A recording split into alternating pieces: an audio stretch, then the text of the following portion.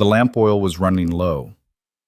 Eliza Hartwell sat at her desk in the empty schoolhouse, watching the flame dance and shrink, casting long shadows across the rows of deserted benches. 24 students had filled this room last spring, then 18, then 9. Now there were 3. 3 children whose families hadn't yet packed their belongings onto wagons and pointed their horses toward somewhere, anywhere, that still had a heartbeat. Silver Falls was dying. Everyone knew it. The minds that had birthed the town 15 years ago had finally given up their last worthwhile secrets. The veins of silver that had drawn hundreds of hopeful souls into these mountains had thinned to nothing. Without the mines, there was no work. Without work, there was no reason to stay. Eliza had watched this exodus all summer. First the unmarried men, then the families with young children, then the merchants who'd sold them supplies. The general store closed in July. The saloon, always the last thing to go in a frontier town, shuttered its doors in September. Now it was October, and the first snow had already fallen in the high passes. She should have left months ago. Anyone with sense would have. But Eliza Hartwell had built this school with her own 2 hands. Well, not literally, she wasn't much good with a hammer. But she'd fought for it, advocated for it, begged the town council to fund it when they wanted to spend the money on a second saloon instead. She'd taught reading to children who'd never held a book.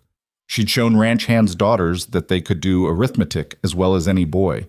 She'd created something that mattered, and now she was packing it into crates. The knock came just after sunset. Eliza didn't look up immediately. She was wrapping a globe, scratched and dented, but still serviceable, in an old newspaper. The knock came again, harder this time. "It's open," she called. The door swung inward, bringing a gust of cold air that made the lamp flame gutter. Eliza looked up, expecting to see Mrs. Chen, the baker's wife, who sometimes stopped by with leftover bread. Instead, she saw Gerald Thornton. Her stomach dropped. Thornton was the chairman of the school board, or what was left of it. He was a thin man with a perpetually worried expression, the kind of person who apologized before saying anything that might cause offense. He removed his hat as he entered, clutching it in both hands. "Miss Hartwell," he said, "I apologize for the late hour." Eliza set down the globe carefully. "Mr. Thornton, well, I suppose there's no gentle way to say this." He twisted the hat brim. "The board met this afternoon. What's left of us, anyway? Just myself and Reverend Clay." "I see." "The town can't pay your salary anymore, Miss Hartwell. There's simply no money, and with only 3 students remaining—" He trailed off, letting the obvious conclusion hang in the air. Eliza had known this was coming. She'd known since August, really, but knowing something and hearing it spoken aloud were 2 different things. "When?" she asked. "We can give you until the end of the week, Friday." Thornton looked genuinely pained. "I'm sorry, truly. You've been a fine teacher. If circumstances were different—" "I understand, Mr. Thornton.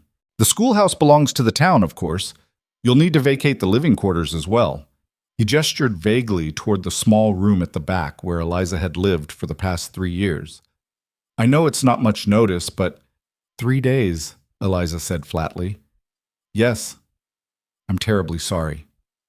After he left, Eliza sat very still in the gathering darkness. The lamp finally guttered out, leaving her in shadows broken only by moonlight through the windows. 3 days to pack up. 3 years of her life. 3 days to figure out where to go. 3 days before she'd be standing on a street corner with her trunk, watching the last wagon leave town without her. She had $16.30 to her name. Her family was dead. Both parents lost to cholera. Her brother killed in the war. She had no husband, no prospects, no skills beyond teaching, which was worthless in a region where schools were closing faster than they'd ever opened. She could try to reach Denver. It was a 2-week journey by stagecoach, assuming the passes weren't already snowed in. Even if she made it, what then? Denver had teachers. Denver didn't need another unmarried woman with no connections and diminishing funds. She could try to find work as a housekeeper or a seamstress, but those positions required references, connections, a network she didn't have. The frontier was full of women who'd run out of options. Some of them ended up in brothels. Some of them married men they didn't love out of sheer desperation. Some of them just disappeared, swallowed up by the vast, indifferent wilderness. Eliza refused to accept any of those fates. but refusal didn't put food in her stomach or a roof over her head. She didn't cry. Crying was a luxury, and she'd learned years ago that luxuries were for people with safety nets. Instead, she lit a new lamp and continued packing. The storm arrived the next night. Eliza heard it coming long before the first drops fell. A low rumble in the distance, wind picking up through the cottonwoods that lined what passed for Silver Falls Main Street. She was sorting books, trying to decide which ones to keep and which to leave behind. Every ounce mattered when you were traveling light. The knock came just as thunder cracked overhead. This time Eliza knew it wasn't Mrs. Chen or Mr. Thornton. This knock was different, heavier, more deliberate. The kind of knock that expected to be answered. She opened the door. The man standing on her threshold was tall, broad-shouldered, weathered in the way that only people who worked outside in all seasons could be. He wore a heavy coat despite the fact that it wasn't yet winter, and his hat was pulled low against the rising wind. Rain was just beginning to fall in fat, scattered drops. "Miss Hartwell?" His voice was deep, rough-edged. "Yes?" "Name's Rowan Callahan. I run a ranch about 15 miles north of here. May I come in?" Eliza hesitated. She didn't know this man, and propriety dictated that unmarried women didn't entertain male visitors alone at night. But propriety was another luxury she couldn't afford, and something in his manner, direct but not threatening, made her step aside. "Thank you." He removed his hat as he entered, revealing dark hair graying at the temples. His face was hard-lined, the kind of face that didn't smile often. He looked around the schoolhouse, taking in the half-packed crates, the bare walls where maps had hung. "Heard the school was closing." "News travels fast. Town this small. Everything travels fast." He turned to face her directly. "I also heard you're looking for work." Eliza's guard went up immediately. "Mr. Callahan, if you're here to offer the kind of work that... I'm here to offer marriage." The word hung in the air like something physical. Eliza stared at him. "I beg your pardon?"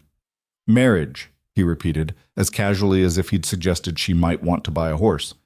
"Not the romantic kind, the practical kind. I need someone to run my household and raise my sons. You need shelter and security. Seems like a fair exchange." Outside, the rain began in earnest, drumming against the roof. "You don't even know me," Eliza said slowly. "I know enough. You've been teaching here for 3 years. You're organized, disciplined, educated. You don't gossip. I asked around. You're not prone to hysteria or dramatics." He said this as if checking items off a list. "Most importantly, you're desperate enough to actually consider this offer instead of throwing me out immediately." Eliza felt heat rise in her cheeks. "That's remarkably blunt. I don't have time for anything else." Callahan's expression didn't change. "My wife died 18 months ago. I've got 2 boys. Lucas is 10, Evan's 7. They're growing up wild. I've tried hiring housekeepers. They quit, every one of them. The ranch is 40 miles from the nearest town. The work is hard. The boys are difficult. I need someone who won't run at the first sign of trouble." "And you think that's me?" "I think you're someone who built a school in a mining town that was already dying. That takes stubbornness." He pulled a piece of paper from his coat pocket, unfolded it. "Here's what I'm offering. Room and board, naturally. A separate bedroom. $20 a month, your own money, to do with as you please. Winters are harsh, but the house is solid. You'd have authority over the household and the boys. I won't interfere as long as things run smooth." Eliza took the paper, though she barely glanced at it. Her mind was reeling. "This is insane." "This is practical. You're proposing marriage to a complete stranger." "I'm proposing an arrangement. Marriage is just the legal framework." Callahan's tone remained steady, almost businesslike. "Look, Miss Hartwell, I'm not offering romance. I'm not offering affection. I'm offering survival. You help me, I help you, that's all." Thunder cracked again, closer this time. The lamp on Eliza's desk flickered. "I need to think about this," she said. "Fine. You've got until Friday morning. That's when I head back to the ranch." He put his hat back on, moved toward the door. "If you decide yes, be at the church at 8. Reverend Clay will do the ceremony. If you decide no, I'll wish you luck and be on my way." "Wait," Eliza's voice stopped him. "Why me? Specifically, there are other women who need work, need husbands, because most women who need husbands want love with it. They want promises about feelings I don't have. Callahan looked at her steadily. I watched you at the town meeting last month, when you argued for keeping the school open, even though everyone knew it was pointless. You didn't plead, you didn't cry, you presented facts and logic and refused to back down even when it was clear you'd lost. That's what I need, someone practical. Someone who understands that survival doesn't wait for sentiment. He opened the door. Rain blew in sideways.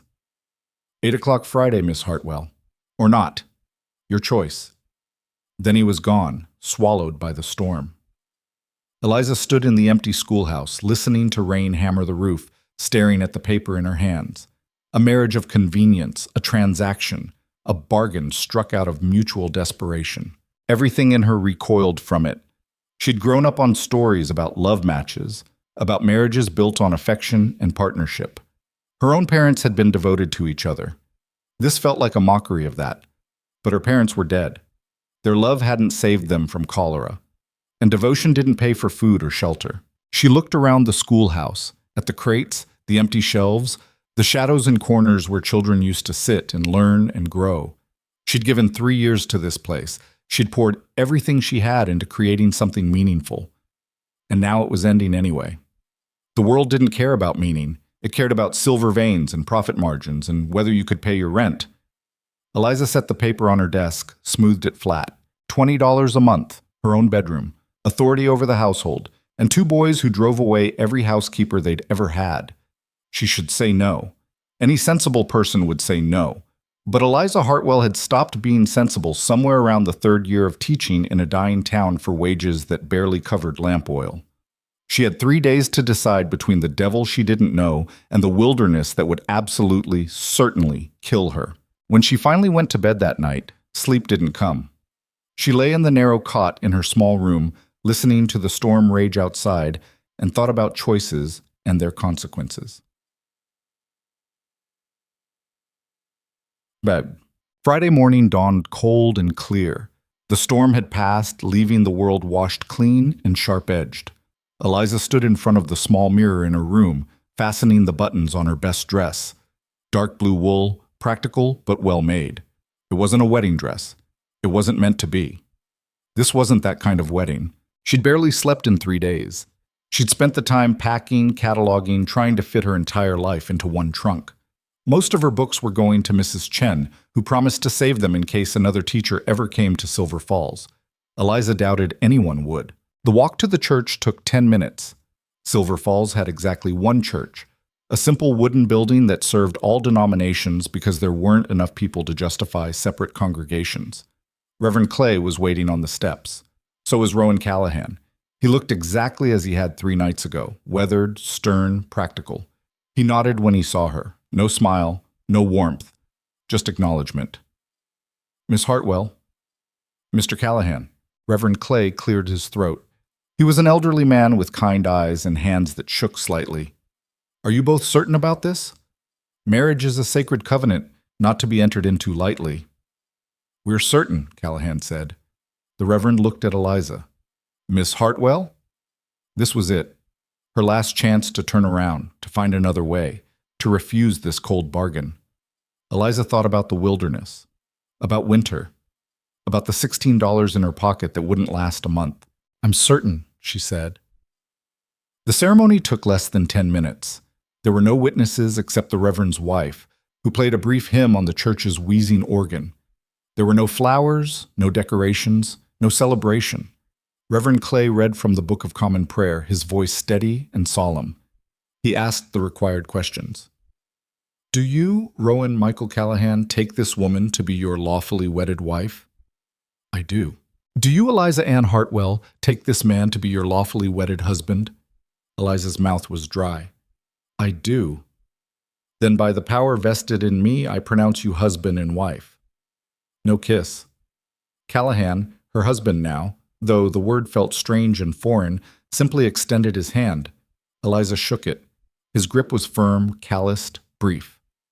There's a wagon outside, he said. I'll help you load your trunk. That was it. No congratulations, no well wishes, just immediate practicality. Eliza signed the marriage certificate with a hand that trembled slightly.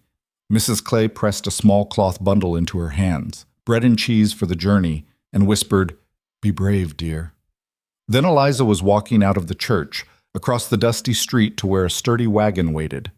Callahan lifted her trunk into the back as easily as if it weighed nothing. He offered her a hand up onto the seat. She took it, settled herself, arranged her skirts. The town looked different from this height. Smaller, more desolate. Most of the buildings were empty now, windows dark, doors locked. A ghost town in the making. Callahan climbed up beside her, took the reins. "It's a 5-hour ride to the ranch. We'll stop once to rest the horses." "All right." He clicked his tongue and the horses started moving. Silver Falls receded behind them, swallowed by distance and dust.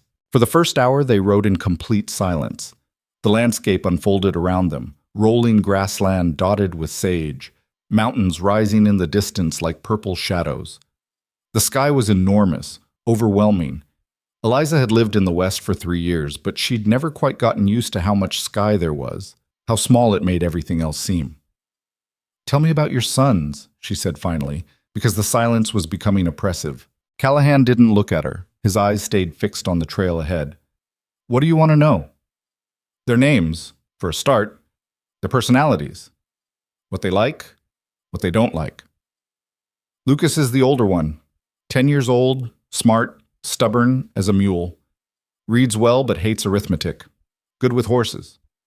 Callahan's voice was matter-of-fact, as if he were describing livestock. "Evan's 7, quieter. Has nightmares most nights. Follows his brother everywhere." "Do they know I'm coming?" "I told them I was bringing back a wife. They weren't pleased." Eliza absorbed this. How displeased? Lucas threw a plate at the wall. Evan hid under his bed for 6 hours. Callahan said this without emotion. "They've made it very clear they don't want a new mother." "I'm not trying to be their mother." "Good, because they won't let you." He was quiet for a moment. "Their mother, my wife, was named Margaret. She died in childbirth, the baby too. It was difficult." There was something in the way he said that last word that suggested depths of pain he had no intention of exploring. Eliza didn't push. "I'm sorry," she said quietly. Callahan just nodded. They stopped at midday to rest the horses by a creek. Callahan unhitched them, let them drink and graze. Eliza ate some of Mrs. Clay's bread and cheese, watching the water flow past. It was peaceful here. Quiet. The kind of quiet that felt both restful and unsettling. "The ranch is isolated," Callahan said, coming to stand beside her. "Closest neighbor is 8 miles. Town is 40. In winter, sometimes we're snowed in for weeks. If that bothers you, speak now." "It doesn't bother me. Some women go crazy from the loneliness." "I'm not some women." He looked at her then, really looked at her, for the first time since the ceremony. His eyes were gray, she noticed, the color of storm clouds. "No," he said slowly. "I don't suppose you are." They reached the ranch as the sun was setting, painting the sky in shades of orange and gold. The house was larger than Eliza had expected, 2 stories solidly built from timber and stone. There were outbuildings scattered around it, a barn, a bunkhouse, various sheds and structures whose purposes she could only guess at. Everything looked well-maintained but worn, the way things look when they're used hard and cared for adequately but not lovingly. As the wagon rolled to a stop, the front door opened. 2 boys stood on the porch. Lucas was tall for 10, lean and dark-haired like his father. His face was set in an expression of pure hostility. Evan was smaller, lighter-haired, and he was half hidden behind his brother. Neither of them smiled. Callahan climbed down from the wagon. "Boys, this is Miss Hartwell, my wife now, Mrs. Callahan." He said it without ceremony. "You'll treat her with respect." Lucas's jaw tightened. "We already have a mother." "You had a mother, she's dead." Callahan's voice was flat, brutal in its honesty. "Mrs. Callahan is here to run the household and look after you. That's the reality. You can accept it or you can make everyone miserable. Your choice." "We didn't get a choice," Lucas shot back. "No, you didn't. Life doesn't wait for children's opinions." Callahan turned to help Eliza down from the wagon. "Show her to the guest room. It's hers now." Lucas didn't move. The boy and his father stared at each other in a battle of wills that Eliza recognized immediately. She'd seen it in her classroom 100 times, the moment when a child decides whether to obey or rebel. Finally, Lucas turned on his heel and stalked inside. Evan followed like a shadow. "They'll come around," Callahan said, though he didn't sound convinced. "Maybe," Eliza replied. "Maybe not." He carried her trunk inside. The house was clean but Spartan. Functional furniture, no decorations, no warmth. It felt like a place where people existed but didn't really live. The guest room was upstairs, small but adequate. A bed, a dresser, a window that looked out over the darkening prairie. Callahan set her trunk down. "Supper's in an hour, kitchen's downstairs. If you need anything—" He stopped, seemed to realize he didn't know how to finish that sentence. "Well, you'll figure it out." Then he was gone, his boots heavy on the stairs. Eliza sat on the edge of the bed, looked around her new room, her new life. What had she done? She'd married a stranger. She'd agreed to raise 2 hostile boys in the middle of nowhere. She'd traded her independence, her dreams of something more for survival and $20 a month.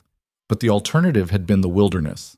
And at least here, she had a door she could close. Eliza unpacked her few belongings, hung her dresses in the wardrobe, set her books on the dresser. The familiar objects looked strange in this unfamiliar space, like actors in the wrong play. When she went downstairs an hour later, the kitchen was warm and bright. Someone, Callahan, she assumed, had set the table. There was stew in a pot on the stove, bread on a cutting board. The boys were already seated. Lucas stared at his plate. Evan's eyes were red like he'd been crying. Callahan entered from the back door, wiping his hands on his trousers. "Sit," he told Eliza, gesturing to an empty chair. She sat. They ate in silence. The stew was good, simple, but well made. No one spoke. The only sounds were spoons scraping bowls and the occasional crackle from the fire in the next room. Finally, Eliza set down her spoon. "This is very good. Did you make it, Mr. Callahan?" "Rowan," he corrected. "We're married. You can use my first name." "Rowan, then. Did you make this?" "I did." "You're a good cook." He shrugged. "Necessary skill when you live alone." "You're not alone," Lucas said suddenly, his voice sharp. "You have us." "I meant without a wife," Rowan replied evenly. "You didn't need a new wife." Lucas's hands were clenched into fists. "We were fine." "We weren't fine." "We were!" "Lucas," Rowan's voice carried warning. "That's enough." The boy shoved back from the table, his chair scraping loudly. "I'm not hungry." He stormed out. Evan looked torn, glancing between his father and his brother, then scrambled after Lucas. Rowan sighed. "Welcome to the Callahan household." Eliza picked up her spoon again. "They're grieving." "They've been grieving for 18 months. Grief doesn't follow a schedule." He looked at her, something like surprise flickering across his face. "You a philosopher now?" "I'm a teacher. I understand children. These aren't classroom children. They're—" He stopped, seeming to search for words. "They're broken. I don't know how to fix them." "Maybe they don't need fixing. Maybe they just need time." Rowan stood, started clearing dishes. "Time hasn't helped yet." "Then maybe they need something else."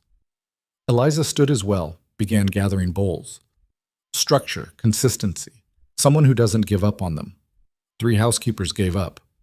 "I'm not a housekeeper." "No." Rowan looked at her across the kitchen. "You're my wife, though what difference that makes, I couldn't say." Eliza didn't have an answer to that. That night, lying in her unfamiliar bed in her unfamiliar room, Eliza listened to the sounds of the house, creaking floorboards, wind against windows. And from somewhere down the hall, the sound of a child crying. Evan, she thought, and the low murmur of his brother's voice trying to comfort him. She'd walked into a house full of grief and anger and pain. She'd married a man who saw her as a solution to a problem, not a partner. She'd agreed to mother children who would rather she didn't exist. But she'd also escaped death in the wilderness. She had shelter. She had purpose, even if it wasn't the purpose she'd imagined for herself. Eliza closed her eyes and tried not to think about what she'd given up. Dreams of love, of partnership, of being chosen rather than convenient. Tomorrow, the real work would begin. Tomorrow, she'd find out if this bargain she'd struck would save her or destroy her. But tonight, at least, she was warm and fed and safe. It would have to be enough. The first morning came too early. Eliza woke to the sound of boots on wooden floors and men's voices outside. Dawn light was just starting to creep through the window. She dressed quickly in the half-dark, pinned up her hair, and made her way downstairs. The kitchen was empty, but someone had already started a fire in the stove. Coffee sat in a pot, still hot. Through the window, she could see Rowan and two ranch hands heading toward the barn, their breath visible in the cold air. She poured herself coffee and looked around. The kitchen was functional but cheerless, clean enough but lacking any sense that someone actually cared about the space. Dishes were stacked haphazardly. The curtains were faded and torn in one corner. A chair leg wobbled when she pulled it out. Eliza heard footsteps on the stairs. Light ones. Evan appeared in the doorway, still in his nightshirt, his hair sticking up at odd angles. He froze when he saw her. "Good morning," Eliza said carefully. The boy didn't respond. He just stared at her with those wide, uncertain eyes. "Are you hungry?" she asked. "I was about to make breakfast." Evan took a step backward. "It's all right. I'm not going to hurt you." Eliza kept her voice gentle, the same tone she'd used with frightened students. "Would you like to help me? I don't know where anything is kept." For a moment she thought he might bolt. Then very slowly he pointed to a cupboard. "Eggs in there?" He shook his head, pointed to a different one. "Ah, thank you." Eliza opened the cupboard and found a basket of eggs. "And the bread?" Another point. The boy still hadn't spoken, but he was communicating. That was something. Eliza started cooking, moving carefully around the unfamiliar kitchen. Evan stayed in the doorway, watching her like she might disappear if he looked away. "My name's Eliza," she said as she cracked eggs into a bowl. "But I suppose you know that already.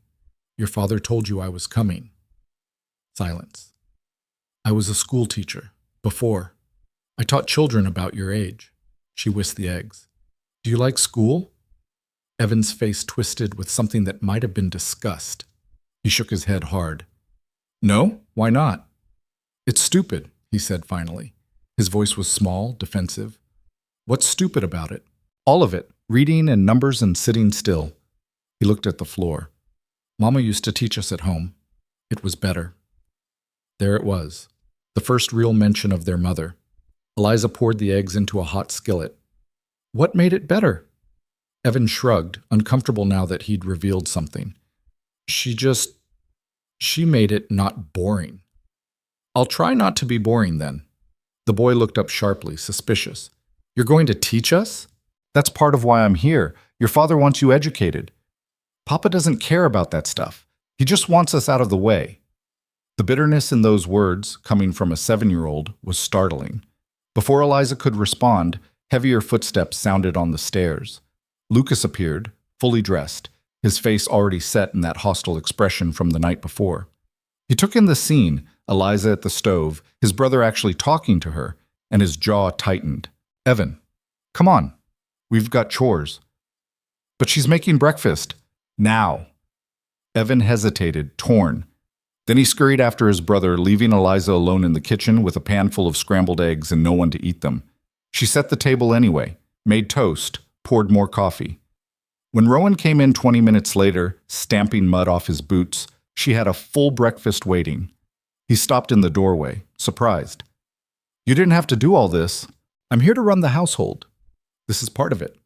He sat down, served himself, ate in silence for a few minutes. Finally he said, "The boys come down?" Evan did. Lucas took him away before he could eat. Rowan's mouth tightened. "I'll talk to him." "Don't." Eliza sat down across from him. "He's testing me. If you intervene every time, it'll make things worse. He needs to show respect. He needs to grieve. Those aren't the same thing." Rowan set down his fork. "You've been here one night and you already think you understand my sons better than I do? I think you're too close to see clearly. I think you're grieving too, and you don't know how to handle theirs on top of your own." For a moment she thought she'd gone too far. Rowan's face went hard, that wall slamming down. Then he stood abruptly. "I've got work to do. The hands and I are riding out to check fences in the north pasture. Won't be back until supper." He grabbed his hat. "House is yours. Do what you need to do." Then he was gone, leaving Eliza sitting at the table with too much food and too many thoughts. She spent the morning exploring. The house was bigger than it had seemed the night before. 2 stories with 6 bedrooms, a parlor that clearly hadn't been used in months, a dining room with a table covered in dust. Everywhere she looked, she saw evidence of neglect. Not filth exactly, but the kind of slow decay that happened when people stopped caring about their surroundings. The boys' room was at the end of the upstairs hall. The door was closed. Eliza knocked. "Go away," Lucas called. "I'm not coming in. I just wanted to let you know there's food in the kitchen if you're hungry." "We don't want your food." Eliza almost walked away. Then she heard herself say, "You know, your mother would probably be disappointed in how you're acting." The door flew open so fast she nearly jumped. Lucas stood there, his face red with anger. "You don't know anything about our mother." "You're right, I don't. But I know she wouldn't want you to starve yourself just to prove a point." "I hate you," the boy said, but his voice cracked on the words. "I know, that's all right. You're allowed to hate me." That seemed to surprise him. He'd expected her to argue, to defend herself. Instead, she just stood there, accepting his anger like it was perfectly reasonable.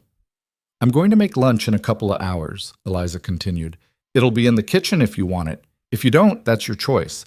But Evan shouldn't have to go hungry because you're mad at me." She walked away before Lucas could respond. The afternoon passed slowly. Eliza threw herself into cleaning, not because the house desperately needed it, but because she needed something to do with her hands.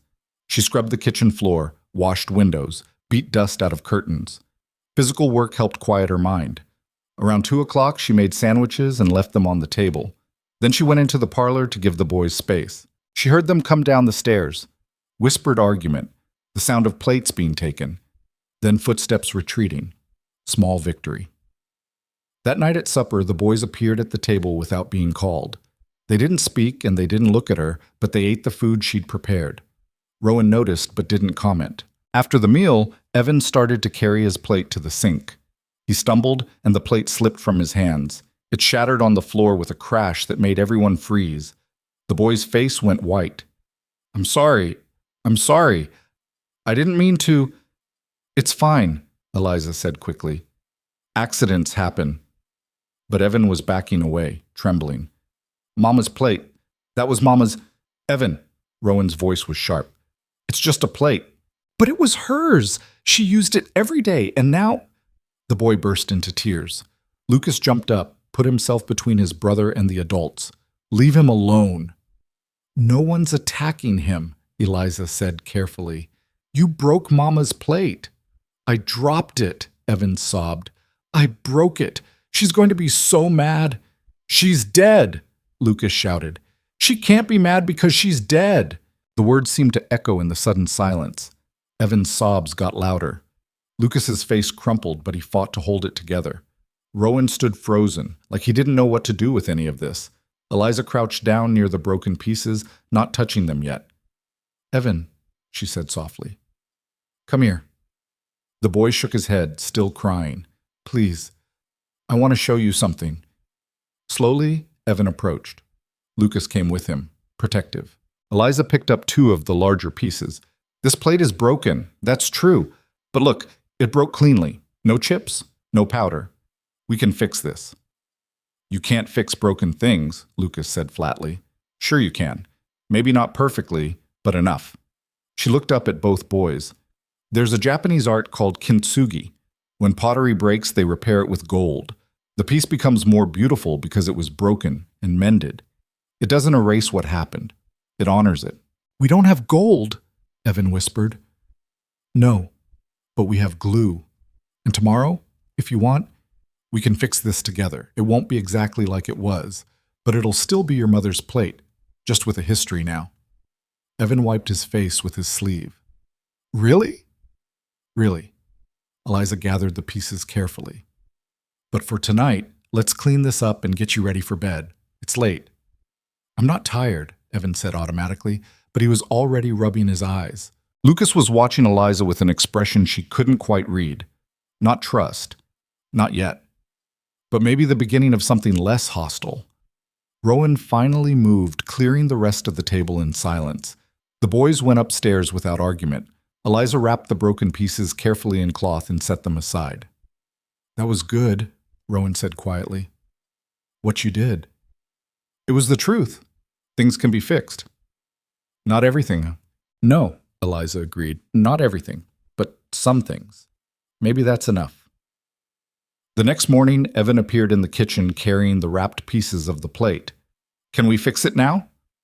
They spent an hour at the kitchen table, carefully gluing the pieces back together. Lucas watched from the doorway, pretending not to care, but Eliza caught him looking several times. Hold this piece right here, she told Evan. Press gently.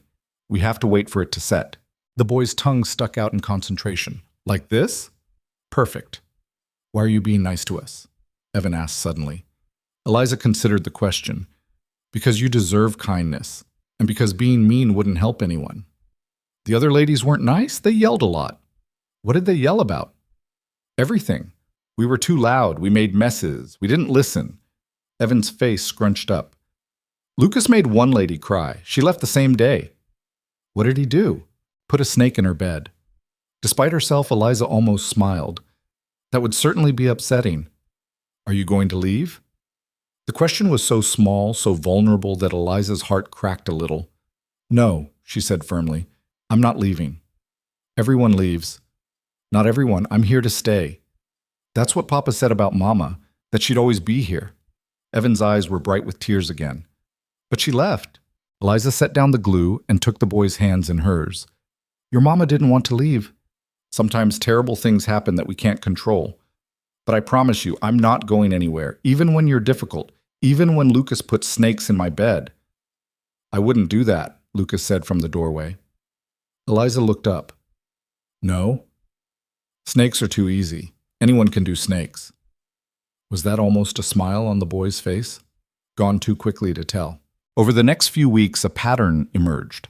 The boys tested her constantly. Small acts of rebellion, refusals, deliberate provocations. But Eliza had spent 3 years teaching children who didn't want to learn. She knew how to wait, how to stay calm, how to pick her battles. Lucas forgot to do his chores. Eliza didn't yell. She just did them herself, then calmly removed privileges until he started doing them again. Evan claimed to be too sick for lessons. Eliza brought books to his room and read aloud until he forgot to pretend and started asking questions. They tracked mud through the clean kitchen. She handed them mops and made it their job to clean it. They refused to come to supper. She wrapped their portions and left them on their door handles. No comment. Slowly, so slowly Eliza wasn't sure it was happening, the hostility started to crack. Not all at once, not dramatically, just small moments of softness breaking through. Evan started sitting at the kitchen table while she cooked, not talking much, but present. He'd ask questions occasionally. Why did dough rise? Where did their flour come from? What was her favorite food? Lucas remained harder to reach. But Eliza noticed things. The way he watched her with the horses, assessing whether she knew what she was doing. The way he'd correct Evan's reading pronunciation when he thought she wasn't listening. The way he stopped actively making messes and started just existing in the same space as her without warfare. Rowan watched all of this from a distance. He worked long hours, left before dawn, came back after dark. When he was home, he was quiet, observing but not participating. Eliza couldn't tell if he was pleased with the changes or simply indifferent. One evening, about a month in, she found him on the porch after supper. The boys were inside, supposedly getting ready for bed. "You're good with them," Rowan said without preamble. Eliza sat down in the other chair. "They're good boys, just hurt. Margaret would have liked you." It was the first time he'd really talked about his wife directly. Eliza waited, sensing there was more. She wanted more children, a whole house full. Rowan stared out at the darkening prairie. When she got pregnant the third time, she was so happy, didn't care that we could barely feed the 2 we had. Said children were a blessing, not a burden. What happened? Baby was breech. Took 2 days. By the time we got a doctor out here, it was too late for both of them. His voice was flat, emotionless, but his hands gripped the arms of the chair hard enough that his knuckles went white. I kept thinking, if we'd lived in town, if I'd had money for a better doctor, if I'd been able to do something, it wasn't your fault. Wasn't it?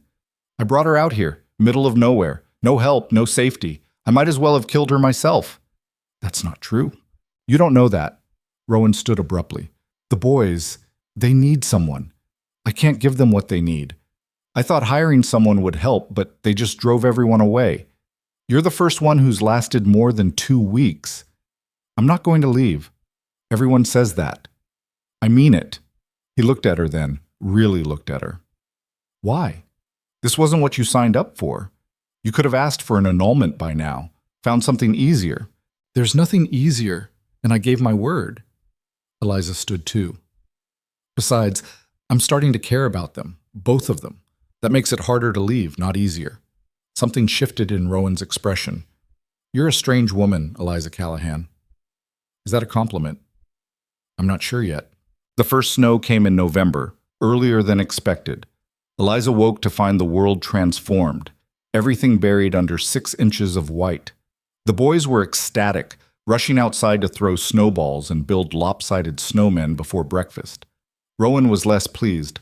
Storm's coming, a bad one. Need to get the livestock secured. Can I help? Eliza asked. He looked surprised. You know anything about ranching? No, but I can learn. He considered this. All right, come on. They spent the day preparing, moving cattle closer to the barn, reinforcing fences, stacking firewood. The work was hard and cold, but Eliza threw herself into it. She wanted to understand this place, this life she'd married into. By evening, the wind had picked up. The temperature was dropping fast. They ate supper quickly, then Rowan went back out to do a final check. He didn't come back. After an hour, Eliza started to worry. After 2, she was genuinely concerned. The boys were in bed, but she knew they weren't sleeping. She could hear them moving around upstairs. Finally, she bundled up and went out to the barn herself. She found Rowan in one of the stalls, sitting on an overturned bucket, staring at nothing. The boys are worried, she said. He didn't look up. I'm fine. You've been out here for 2 hours. That's not fine.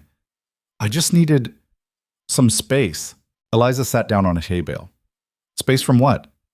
Everything. The house. The memories. The constant reminder that I failed everyone who depended on me. You haven't failed anyone. Haven't I? Rowan's laugh was bitter. I couldn't save Margaret. I can't reach my own sons.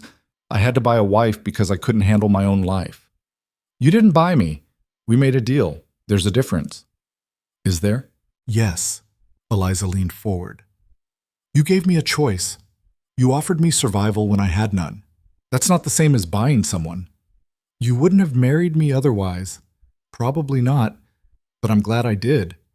He looked up at that, startled. Why? Because those boys in there need me, and maybe I needed them too. I spent 3 years teaching other people's children. Now I have my own, sort of. They're not yours, aren't they? I feed them.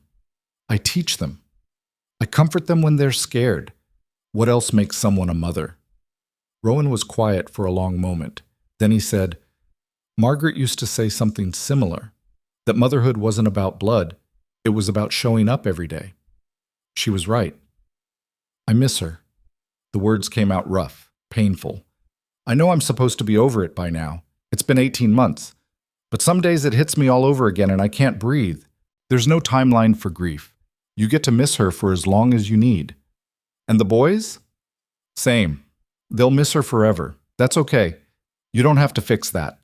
Rowan scrubbed a hand over his face. I don't know how to do this, any of it. I don't know how to be what they need. Neither do I, Eliza admitted. I'm making it up as I go, but we can figure it out together. Isn't that what marriage is supposed to be? This isn't a real marriage, isn't it? We live together. We raise children together. We're building a life together. What else would you call it? He didn't have an answer to that. They sat in comfortable silence for a while, listening to the wind howl outside. Finally, Rowan stood. We should get back. The boys really are probably worried. They walked back to the house through the snow. Inside, they found Lucas and Evan both sitting on the stairs, trying to look like they hadn't been waiting. Papa! Evan launched himself at his father. Rowan caught him, held him tight. I'm all right, just checking the animals. You were gone so long. I know. I'm sorry. Lucas hung back, but Eliza saw the relief on his face. Storm's getting worse, the boy said, trying to sound casual. It is, Rowan agreed, which means tomorrow we're all staying inside. No one goes out until it passes. Even you? Lucas asked. Even me. The storm lasted 3 days. They were snowed in completely, the wind so fierce that visibility dropped to nothing. The house became its own small world, cut off from everything else. At first, the forced proximity was awkward. 4 people in a house, unable to escape each other, still learning how to be a family. But something happened in those 3 days. They told stories, played card games, read books aloud by the fire, cooked together because there was nothing else to do. Evan taught Eliza a clapping game his mother had taught him. Lucas showed her how to properly shuffle cards, the ranch hand way, he said, with elaborate flourishes. Rowan taught them all how to tie different kinds of knots, explaining which ones were used for what purposes on the ranch. On the second night, Evan couldn't sleep. He came downstairs and found Eliza reading in the parlor. "Can you sing?" he asked. "Not very well. Why?" "Mama used to sing when we couldn't sleep. It helped." Eliza set down her book. "I can try. What did she sing?" "I don't remember all the words, just the tune." He hummed a few notes. Eliza recognized it, an old lullaby her own mother had sung. She started singing softly, making up words where she didn't remember them. Evan curled up on the couch next to her, his head against her shoulder. Within 10 minutes, he was asleep. Eliza looked down at the boy, felt something fierce and protective surge through her chest. This child who'd lost so much. This child who was slowly, carefully, starting to trust her. She kept singing, even though he couldn't hear her anymore. Rowan found them like that an hour later.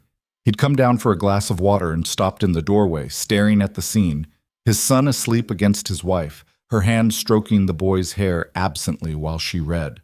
"I can carry him up," he said quietly. "It's all right. I don't mind." Rowan sat down in the other chair. He hasn't slept through the night since Margaret died. Nightmares. Every night, like clockwork. "What are they about?" "Her dying, being left alone, monsters coming to take us away." Rowan's voice was heavy. "Nothing I said helped. Nothing I did made a difference." "You can't logic away fear.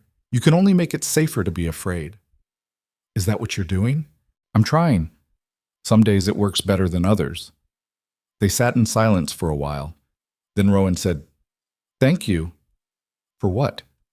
"For staying, for caring, for being better at this than I ever was." "You're not bad at it. You're just scared." "Terrified," he corrected. "Every day. That I'll mess them up worse than they already are. That they'll hate me for not being able to save their mother. That I'll lose them too." "You won't lose them. They love you." "Do they?" "Sometimes I'm not sure they even see me. I'm just the man who couldn't save their mother." Eliza looked at him. This hard man, this stern man, who was so completely undone by his own children. "They see you, and they need you. Maybe not the way you think they should, but they do."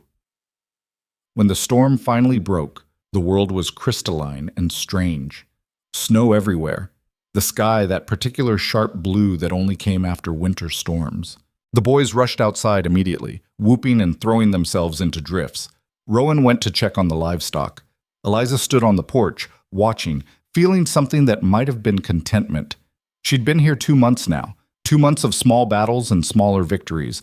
2 months of slowly becoming part of this broken family. It wasn't what she'd imagined when she'd agreed to this marriage. It was harder, messier, more complicated.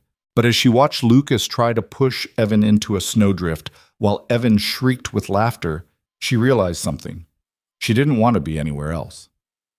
Winter settled in hard after that first storm, turning the world into something harsh and unforgiving. But inside the Callahan house, something else was settling too. A rhythm, fragile and new, that almost felt like family.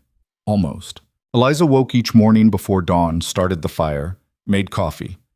Rowan would appear shortly after, silent and efficient, pulling on his coat to check the animals before breakfast.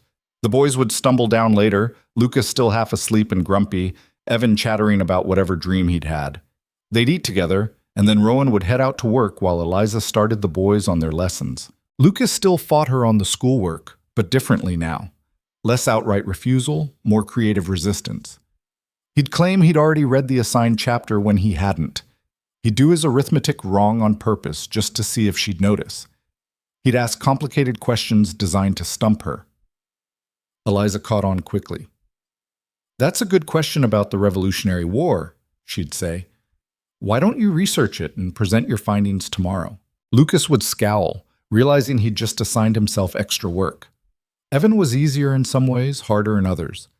He wanted to please her, which meant he'd get anxious when he didn't understand something. More than once, Eliza found him in tears over a reading passage that confused him. "I'm stupid," he'd say, his voice small and defeated. "You're not stupid. Your brain just works differently. We'll find another way to explain it." And they would. She'd act out scenes from the books they read, turning history into a play. She'd use beans and buttons to demonstrate mathematics. She'd let him draw pictures of scientific concepts instead of writing about them. Slowly, both boys stopped seeing lessons as punishment and started seeing them as something else. Not fun exactly, but not torture either. By January, they'd fallen into a routine so familiar it felt like it had always existed. But routines, Eliza was learning, were fragile things on a frontier ranch. The trouble started with the weather. "Snow's wrong," Rowan said one morning at breakfast. He was staring out the window with a frown. "Wrong how?" Eliza asked. "Too warm. Middle of January, we should be buried. Instead, it's melting." He shook his head. "River's going to swell." "Is that bad?" "Depends on how much it swells, and whether we get more snow before spring." He pushed back from the table. "I need to ride up to the north pasture, check on the fencing near the water." "I'm coming with you," Lucas said immediately. "No." "Why not? I can ride as good as any of the hands." "It's not about riding. It's about safety. If something happens, you always say that. You never let me help with anything important." Rowan's jaw tightened. "Lucas, not today." The boy shoved back from the table and stormed off. Evan watched him go, then looked at his father with worried eyes. "Is Lucas in trouble?" "No, he's just being 10 years old." Rowan stood, grabbed his hat. "I'll be back before dark." But he wasn't. Dusk came and went. The boys ate supper in anxious silence, both of them glancing at the window every few minutes. Eliza tried to stay calm, tried to project confidence, but she was worried too. "Maybe he decided to camp out," she suggested. "Check the far pastures while he's up there." "Papa always comes home," Evan said. "Always." By full dark, even Eliza couldn't pretend everything was fine. She sent the boys to bed, promising she'd wake them the moment their father returned. Then she sat in the parlor, watching the door, listening to every sound outside. Around midnight, she heard hoofbeats. She rushed to the door, threw it open. One of the ranch hands, Tom, she thought his name was, sat on his horse, looking exhausted and grim. "Mrs. Callahan, is the boss back?" Her stomach dropped. "No, we thought he was with you." Tom cursed under his breath. "We split up this afternoon. He went to check the north fence line, said he'd meet us back here by supper." "Where could he be?" "River's rising faster than expected. If he got caught on the wrong side—" Tom shook his head. "I'm going back out. Get the other boys. We'll search through the night if we have to." "I'm coming with you." "Ma'am, with respect, you'd slow us down. Then I'll wait here. But if he's hurt, if he needs help, we'll bring him back." Tom wheeled his horse around. "Keep the lights on. We might need a beacon." Eliza stood in the doorway long after he'd ridden off, staring into the darkness, willing Rowan to appear. She found Lucas standing on the stairs. "Papa's missing, isn't he?" There was no point in lying. "Yes. I should have gone with him. I could have helped.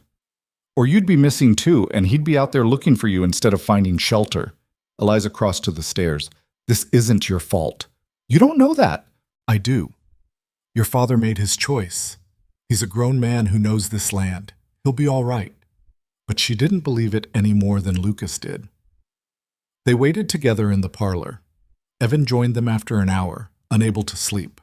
Eliza made hot chocolate, something Margaret had apparently done on special occasions, based on the boys' reactions, and they sat together, watching the window, not talking. Around 3 in the morning, Evan fell asleep curled against Eliza's side. Lucas stayed stubbornly awake, his young face tight with fear and guilt. "Tell me about your mother," Eliza said quietly. Lucas looked at her suspiciously. "Why?" "Because you never talk about her, and I think maybe you need to." "You're not her." "I know, I'm not trying to be, but she was important to you, and important to this family, and pretending she didn't exist doesn't help anyone." Lucas was quiet for so long Eliza thought he wouldn't answer. Then haltingly, he started to speak. "She sang all the time, in the kitchen, doing laundry, everywhere. Papa used to joke that she couldn't do anything without making music." His voice was soft, remembering. "She wasn't good at it, not like professionally or anything, but she was happy."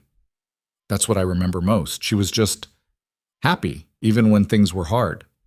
She sounds wonderful. She was. Lucas's hands clenched into fists. And then she died, and everything got dark. Papa stopped talking. Evan stopped sleeping, and He broke off. And you? I got angry. At her for leaving, at Papa for not saving her, at Evan for needing so much, at myself for not being enough to make everyone okay again. You're 10 years old. That's not your job. Then whose job is it? The adults, your father, me, now. Lucas looked at her directly. Are you really staying, or are you going to leave too? I'm staying. Everyone says that. I know, but I mean it. Eliza shifted Evan's weight slightly so she could see Lucas better. I made a promise. To your father, yes, but also to myself. And to you and Evan. I don't break promises. Mama promised she'd always be here. She didn't choose to break that promise. Death isn't a choice. But you could choose to leave. Yes, Eliza admitted. I could, but I won't. Do you know why? Lucas shook his head. Because you matter to me. Both of you. You're difficult and stubborn, and you test my patience daily. But I care about what happens to you. That doesn't go away just because things get hard. You sound like her, Mama. Lucas's voice cracked. She used to say stuff like that. Then she was a smart woman. They sat in silence after that. Outside, the wind picked up.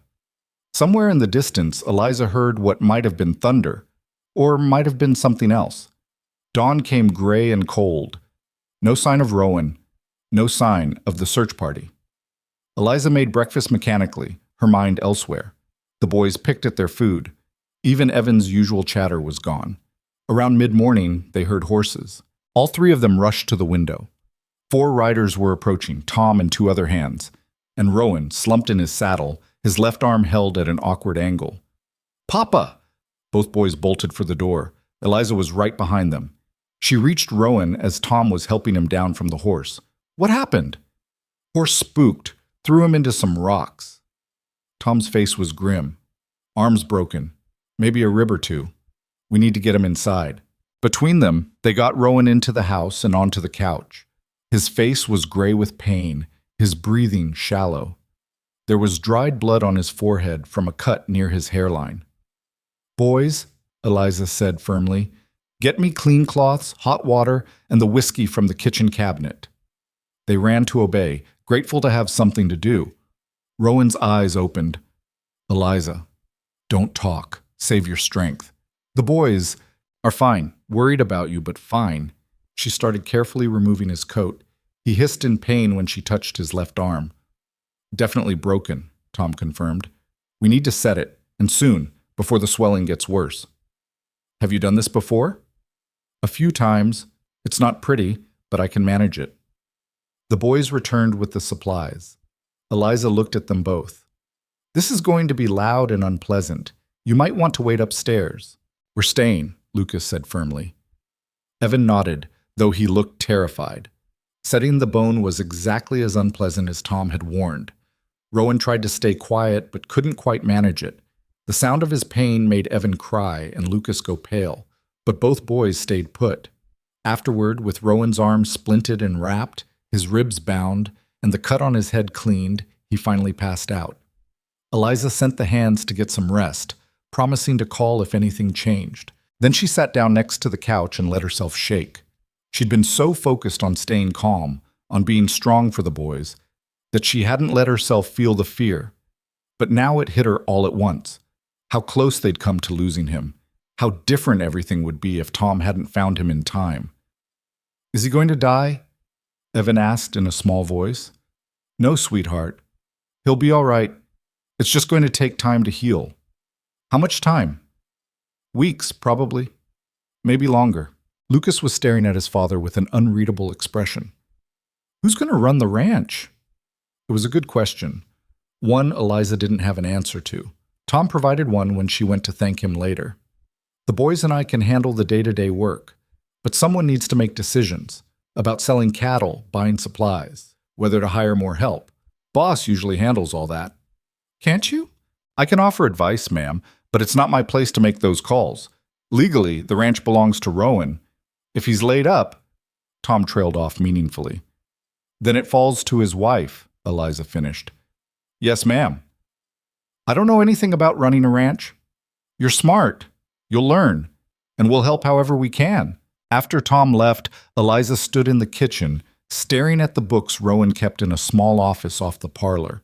Ledgers full of numbers she didn't understand, records of purchases and sales, maps of the property with notes in his tight handwriting.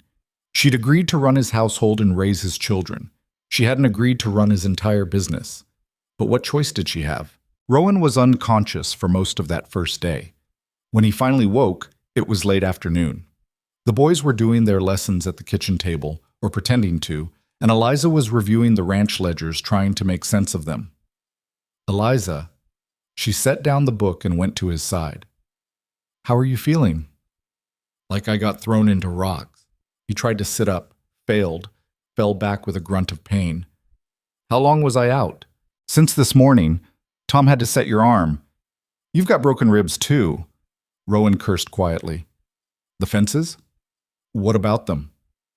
They need to be checked, reinforced before the river rises more. If we lose fencing, we lose cattle. Tom's handling it.